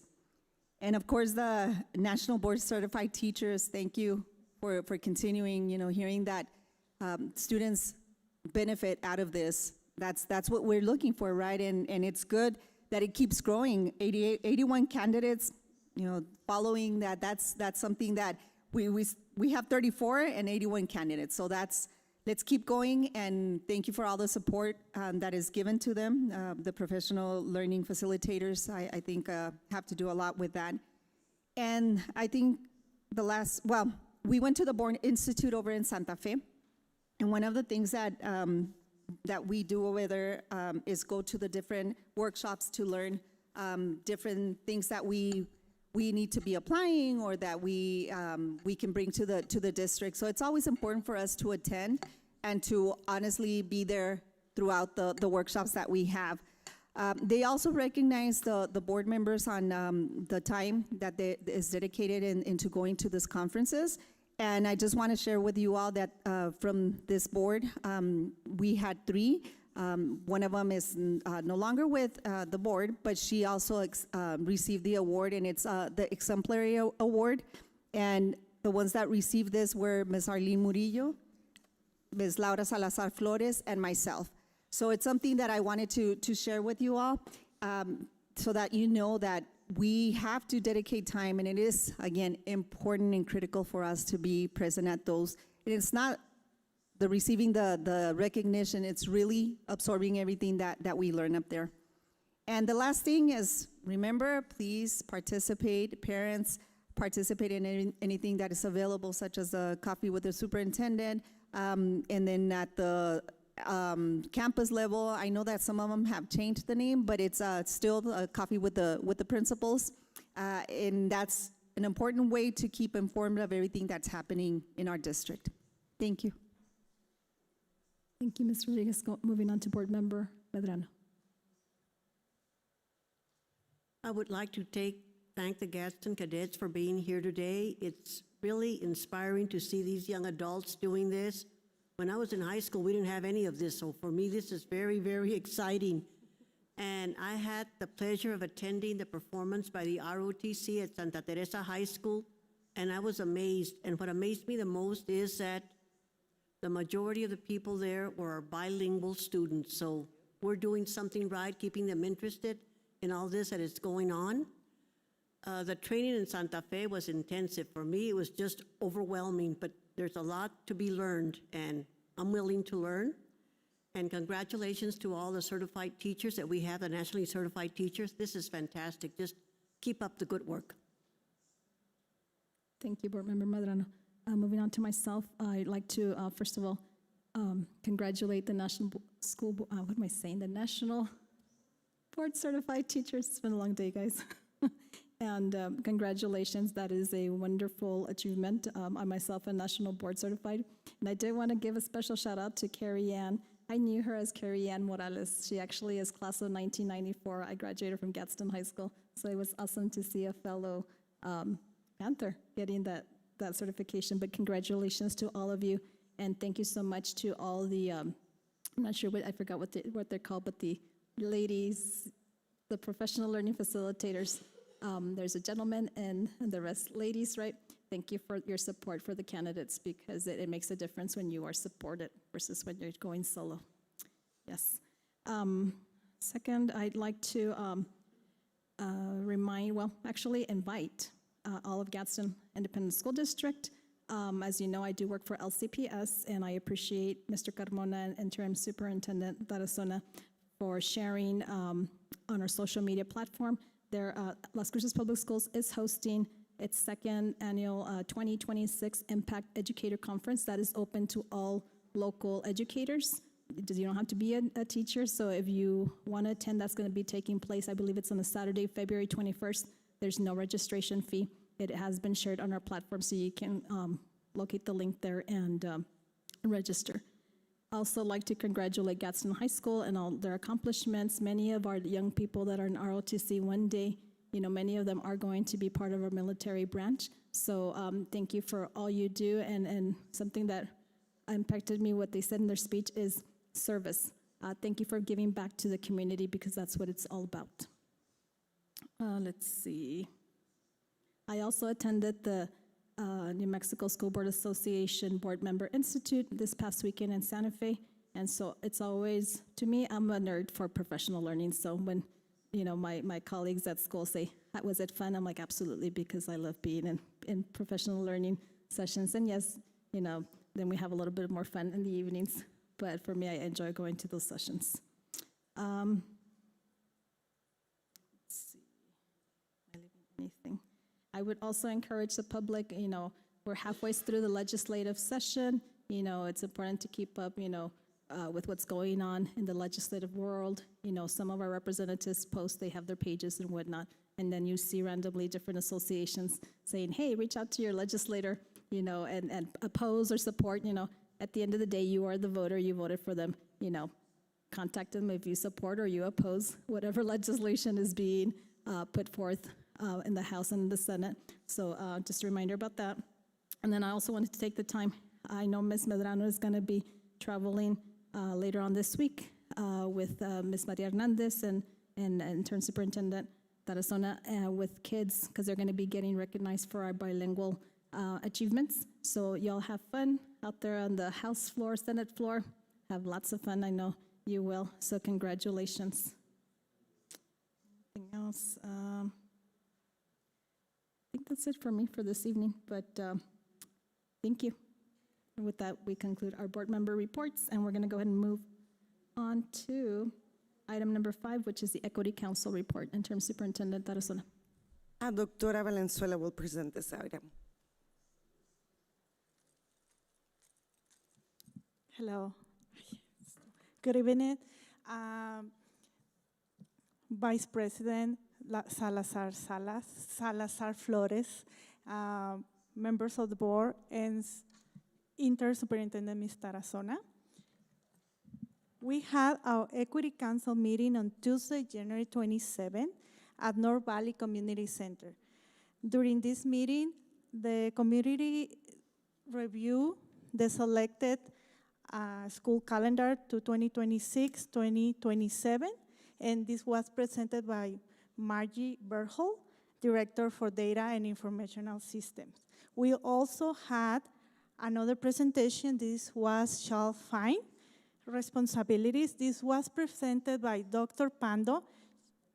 She is the Director of Special Education for Compliance.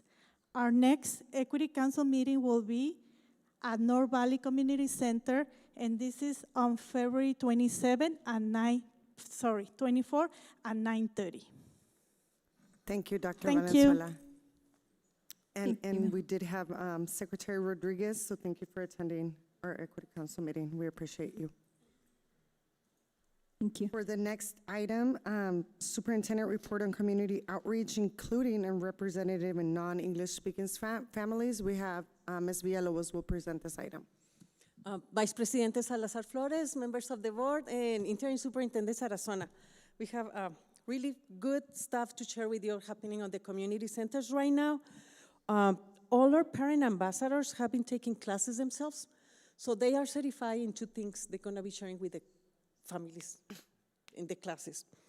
They are certified in something, in a program called Smartphones 101, which is awesome because they're gonna be able to train parents with the tools they need to understand how to use their smartphone to connect on Synergy, Parent Portal, how to use all the resources that we have on the website, all the kind of stuff of how they can provide more support to the kids.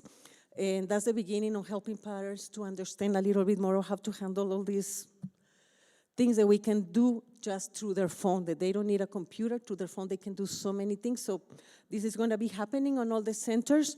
Also, there's going to be, we're going to be providing NARCAN training. The NARCAN training is going to be coming to all the schools on the coffee with the principals, or how the principals are going to call it. And it's also be happening at all the community centers. And the other thing that our parent ambassadors got certified is on the 988, which means they're going to be able to provide parents the supports and the resources and connect them to the resources needed so that they have all the right information to provide to the families on the 988, because we had a big training on that. And that was something really good. And I would like to invite all of you February 19th, next week, at Santa Teresa High School at 5:30 in the afternoon. We're going to have a community cultural celebration that is going to be called Cultures of the World. And there's an opportunity for our families to come and learn about different cultures, like they're going to represent different countries. There's going to be music, there's going to be food, there's going to be prizes, there's going to be different events for the kids to participate, and for the parents is like a really community celebration of culture. And please, if you can join us, will be great. And it's in Santa Teresa High School, and our culinary art department Santa Teresa High School are going to be preparing different foods from the different parts of the world, so the kids can have the opportunity to see different things. So it's going to be a very nice event. So looking forward to see you, all of you over there. Thank you. Can you repeat the date and the time, please? February 19, Santa Teresa High School. And it's going to be music and food and a lot of fun stuff. And what time, Rosie? 5:30 to start. And we're going to be promoting it. You're going to start seeing the flyer all over and all the social media and everything. We're going to be inviting all our families. So it's like what we want to say is un verdadero convivio familiar. Es lo que that's the intention. Thank you. Thank you, ma'am. Okay, moving on to item 7, Union President Report to Board. Don't believe I see our Union President this evening.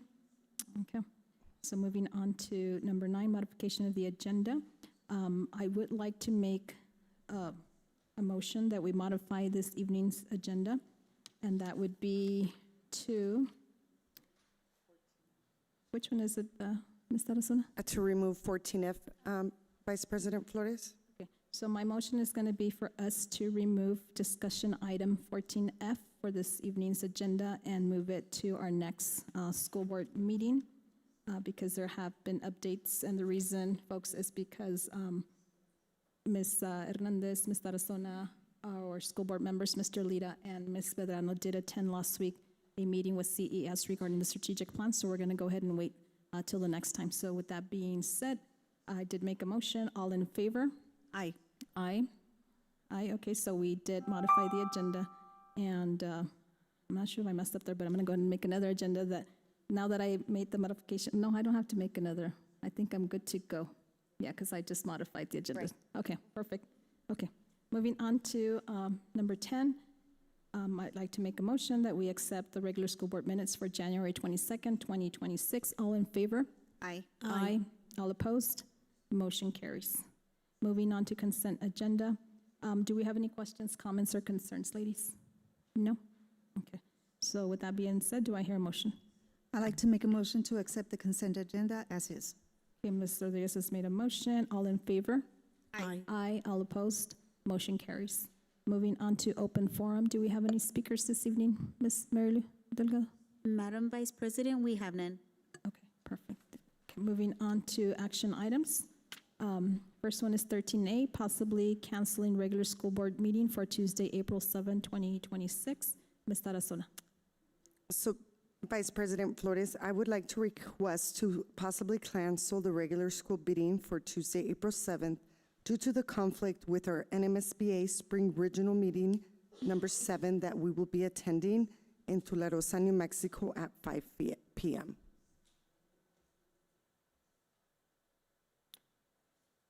Ms. Tarazona, when would we be rescheduling that? Because I know it's the time when there's also the NMSBA convention, correct? Right, so we were thinking about canceling this meeting and adding one in May. That will be our following request. Due to the following week, we are also traveling to the National School Board Association, Ms. Flores, from April 10th through April 12th in San Antonio, Texas. So with that being said, I'd like to make the motion then that we cancel our regular school board meeting that was scheduled for Tuesday, April 7, 2026. And then here shortly, we'll be talking about it in the next item. All in favor? Aye. Aye. All opposed? Motion carries. Moving on to action item 13B, request for a special board meeting for Tuesday, May 12, 2026. Ms. Tarazona. So we would like to request for a special board meeting for Tuesday, May 12, 2026. This is for the approval of the preliminary 2026-2027 operational budget submission to the Public Ed Department. The operating budget will be brought back to the board on May 21st for final approval, but we would like you to preview that budget and study that budget before approval. Okay. Any questions, comments, concerns? Do I hear a motion? I move that we have that special board meeting on May 12th. Okay, Ms. Medrano has made a motion. All in favor? Aye. Aye. All opposed? Motion carries. Moving on to discussion items for this evening. Our first one is 14A, legislative highlights. Interim Superintendent Tarazona. So yes, as you mentioned, Vice President Flores, right now it is the legislative session. I just want to highlight some of the legislation that is currently being looked at. The first one that is very important is the school employee insurance program. This would allow the school districts to carry 80% of the coverage by the district for all employees and only 20% by the employee. So this would require a study of sustainability in insurance programs. It makes an appropriation. Currently, this one is sitting at the House. Today, waiting on a vote. So it still needs to go to the Senate, but this would, currently employees pay insurance on their schedule of pay. So this would make everybody only contribute 20% to the fund. The next one we're looking at is the math requirements for teaching license. So this would increase mathematic requirements for 2026 licensure. So when I was reading this one, it's gonna require 6 extra hours in math development in order for teachers to obtain the math requirement in different areas. Currently, this one passed the Senate today, and it is going to the House tomorrow. The other one that SB 37 is the high-quality literacy instruction. So this one is a little bit like the math one. It enacts High-Quality Literacy Act, and it provides standards for literacy materials, literacy assessments for all students in kindergarten through third grade, and it would require that future teachers take like reading, how to teach reading, which I think is something we have not done in many, many years. So how to teach reading at that university level. Usually the university is more theory, more, that's what we focus on. But now it would give them an opportunity to take 6 credits in teaching reading. So this one is currently also passed the Senate and will be at the House tomorrow. SB 19 is the school finance update on the unit value reset. So this one actually will lower our unit value this fiscal year by $37 per student. This is gonna equal a loss of almost $1 million for our school district. And this one has fully passed as of today and has been signed by the governor. Any questions? Any questions, comments, or concerns? And then you wonder, do your phone calls make a difference? Okay, You wonder. Thank you. Okay, moving on to 14B, proposed memorandum of understanding and blanket easement between GISD and the City of Sunland Park for construction of baseball fields partially on Santa Teresa Middle School campus. Associate Superintendent Cadena will present this item. Good evening, Vice President Salazar Flores, board members, Interim Superintendent Tarazona. I believe that last year at some time we covered this under executive session just as a preliminary discussion. The City of Sunland Park had approached us regarding the fact that they want to expand their sports complex along McNutt and are interested in using the partial property at Santa Teresa Middle School. If you see up there, that's the concept. Everything on the left would be the new baseball fields and 3 soccer fields, I believe. The one baseball field would be entirely on the Santa Teresa Middle School property and part of one of the baseball fields. Now, we have brought to you an MOU that has been reviewed by the district's legal counsel after it was submitted for review by the City of Sunland Park. I do believe, I'm not sure if Mr. Juarez Infante, the city manager for Sunland Park, is online. Oh. Okay. Thank you. If you had any questions for him. However, the important thing to note about the MOU is that it gives us priority access to those fields, that we will basically use it as the campus's baseball field, and we will share our schedules with the city and coordinate the use as priority for the district, and then for other uses, they can coordinate for the other uses of the baseball field. Also, we would require to give them a blanket easement, which has also been drafted by the district's legal counsel. It's a draft that's attached on the PowerPoint. It still needs to have a survey attached with the actual property boundaries and everything in it. And then that's when I will bring it back to the board for action and approval. I stand for any questions. Any questions, comments, or concerns? Okay. Thank you, ma'am. Thank you. Have a good evening. Thank you. Okay, moving on to discussion item 10C.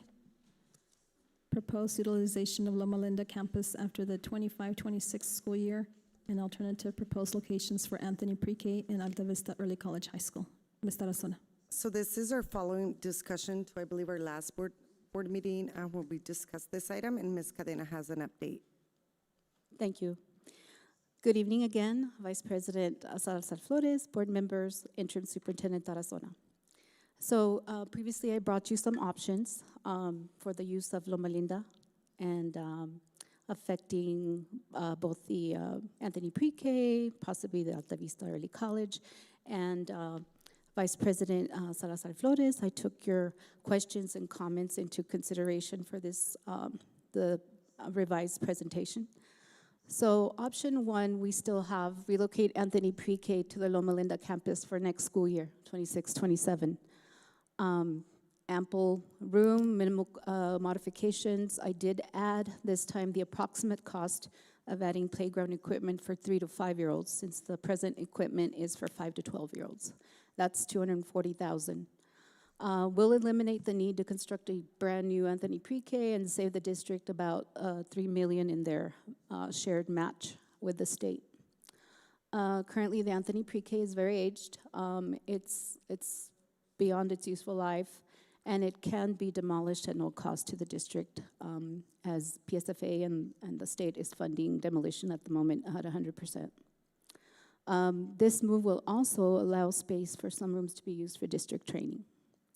Option 2, as you recall, was relocate Alta Vista to Loma Linda for the 27-28 school year. It will require building modifications, mostly the construction of a biology and chemistry lab.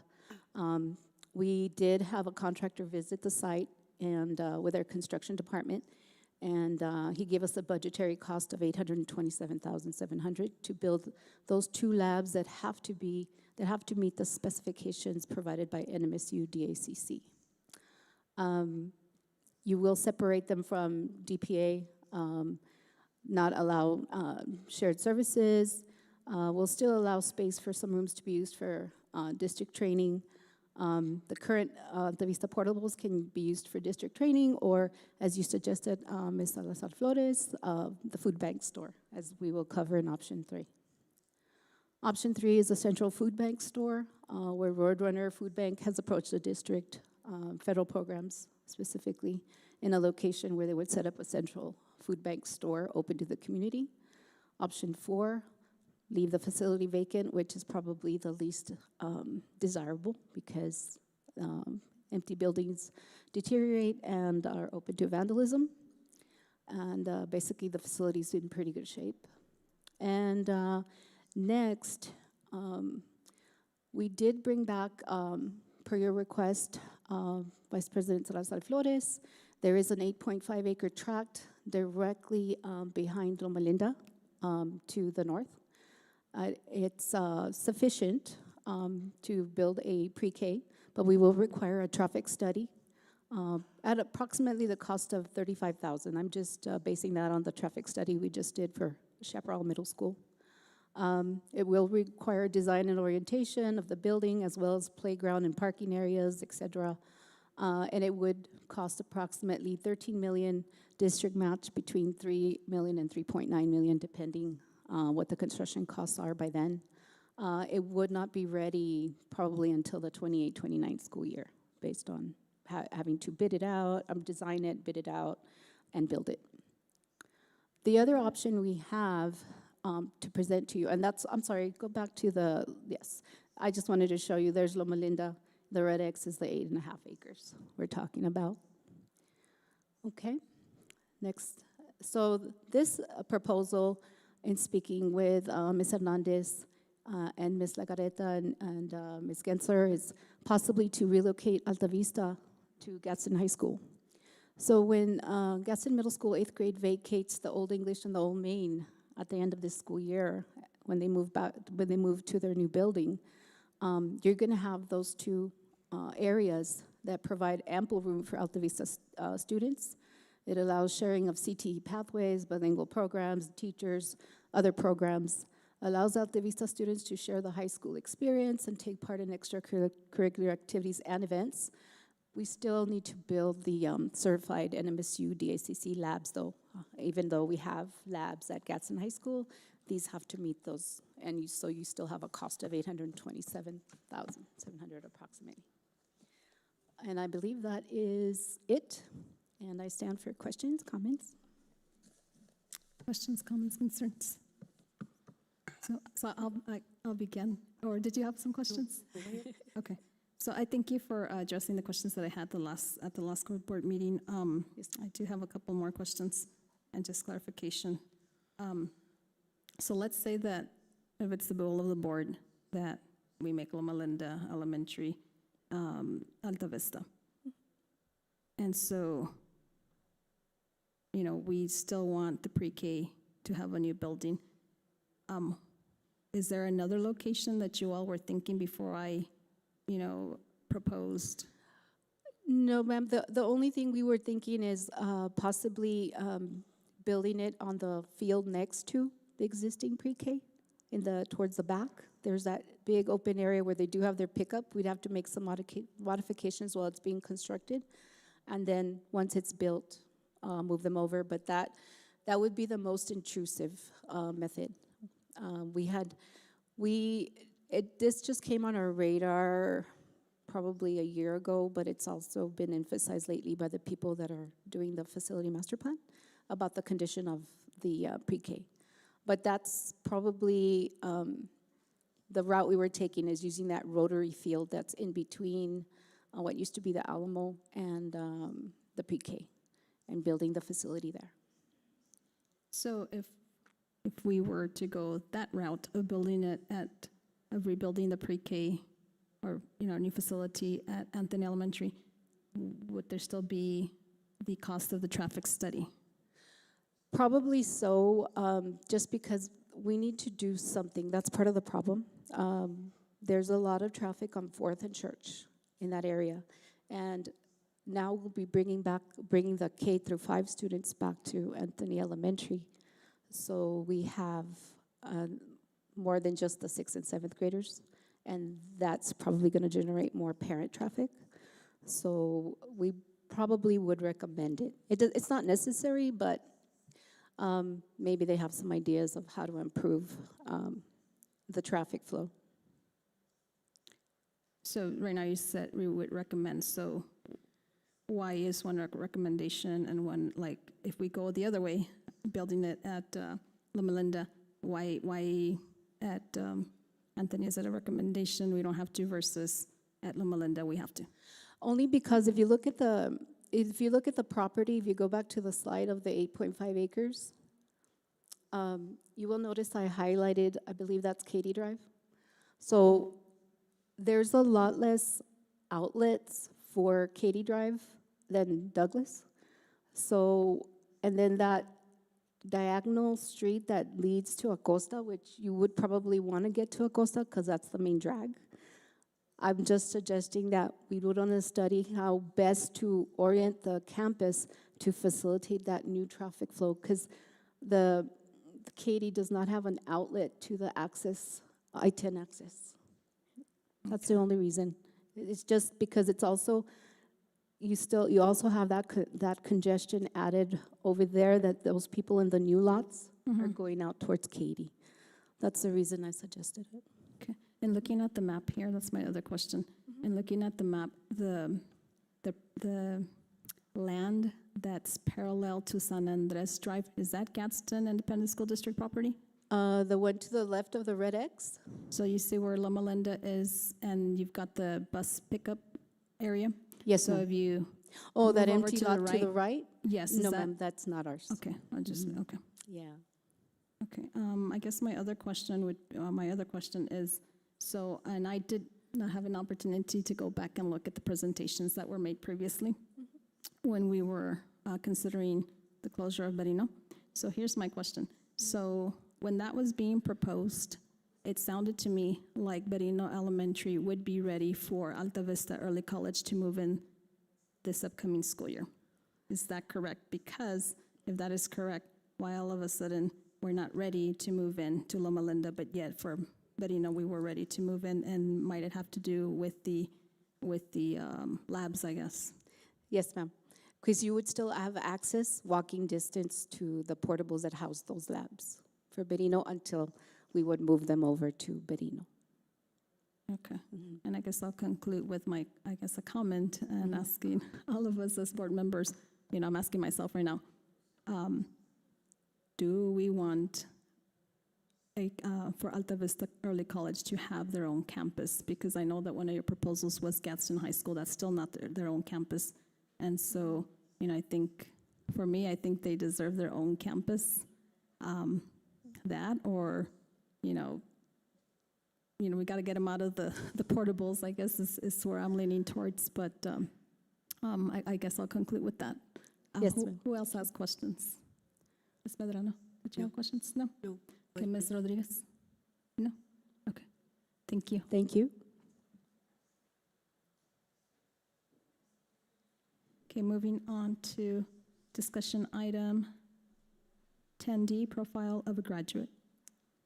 Ms. Yes, Tarazona. item 14D, Mr. Hernandez and Ms. Parks will present this item. Vice President Salazar Flores, members of the board, and Interim Superintendent Tarazona.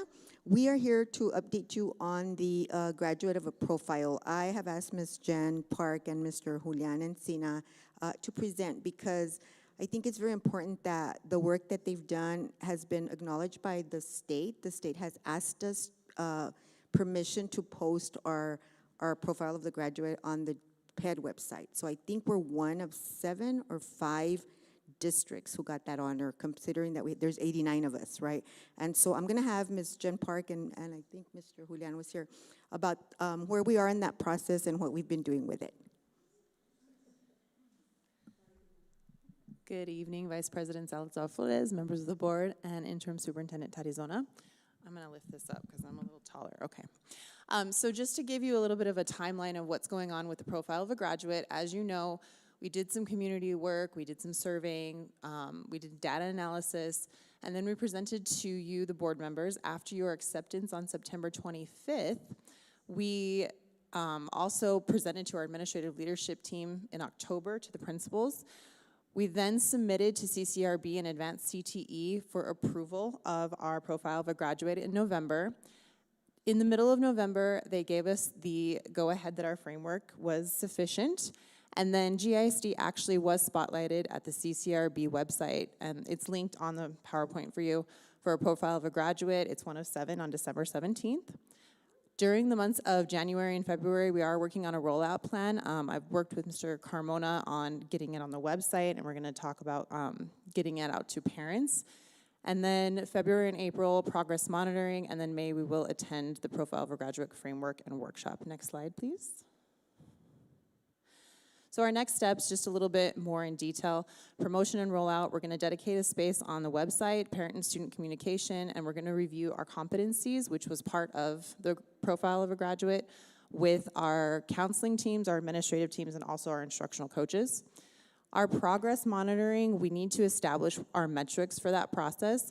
The state recommends we use quantitative and qualitative data, and I have a little more about that on the next slide. And then in May, we will attend the Profile of a Graduate workshop in Las Cruces, put on by Advanced CTE.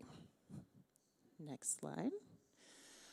We're thinking for our progress monitoring, quantitative measures, we will use New Mexico Vistas. As you know, that's the point system that we follow, and the state gathers data based on our NOVA reporting and our scores, talking about math, reading, and science achievement, student attendance, progress towards English language proficiency, post-secondary readiness, graduation rates, and our graduation growth. Our qualitative measures, at least at the secondary level, we are thinking of using our Zello Next Step plans. Students use this platform to do some career exploration and planning for the future. And as part of our Next Step plans, they do have to create a profile which has some very comprehensive measures, which we think match the competencies. Anything else, Mr. Encina? I stand for questions. Questions? And Ms. Parks, correct me if I'm wrong, but this went live today, is that correct? So thank you, Mr. Carmona, for Yes. making this happen. We really appreciate it, and it looks great. Thank you, Mr. Encina, for all your help and support. She did most of the work. She did all the work. Not without you, sir.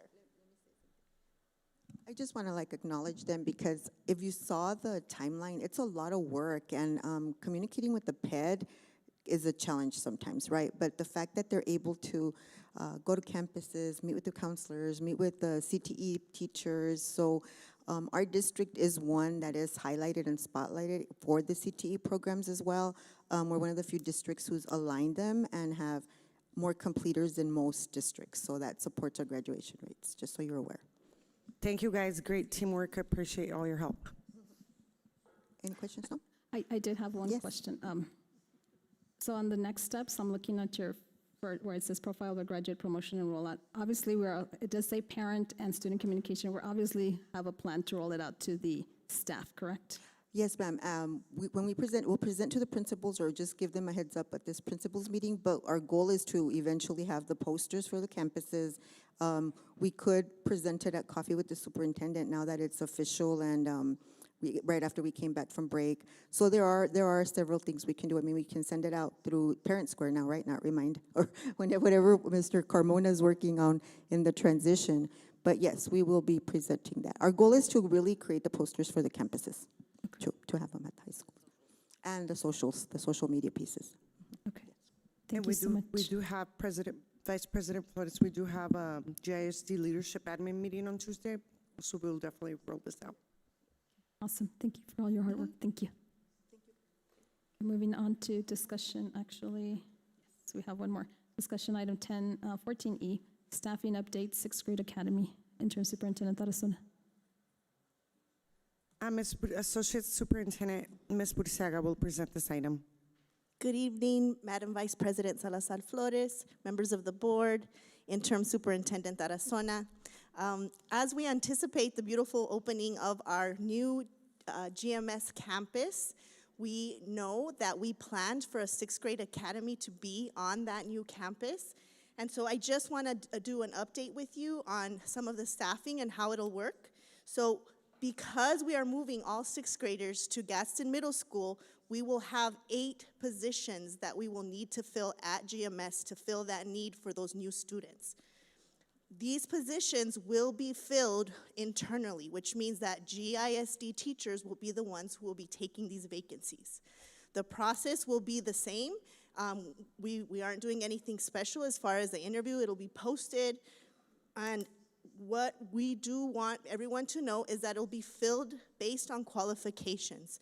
Just as a reminder, teaching at the middle school does require an endorsement in a specialized subject.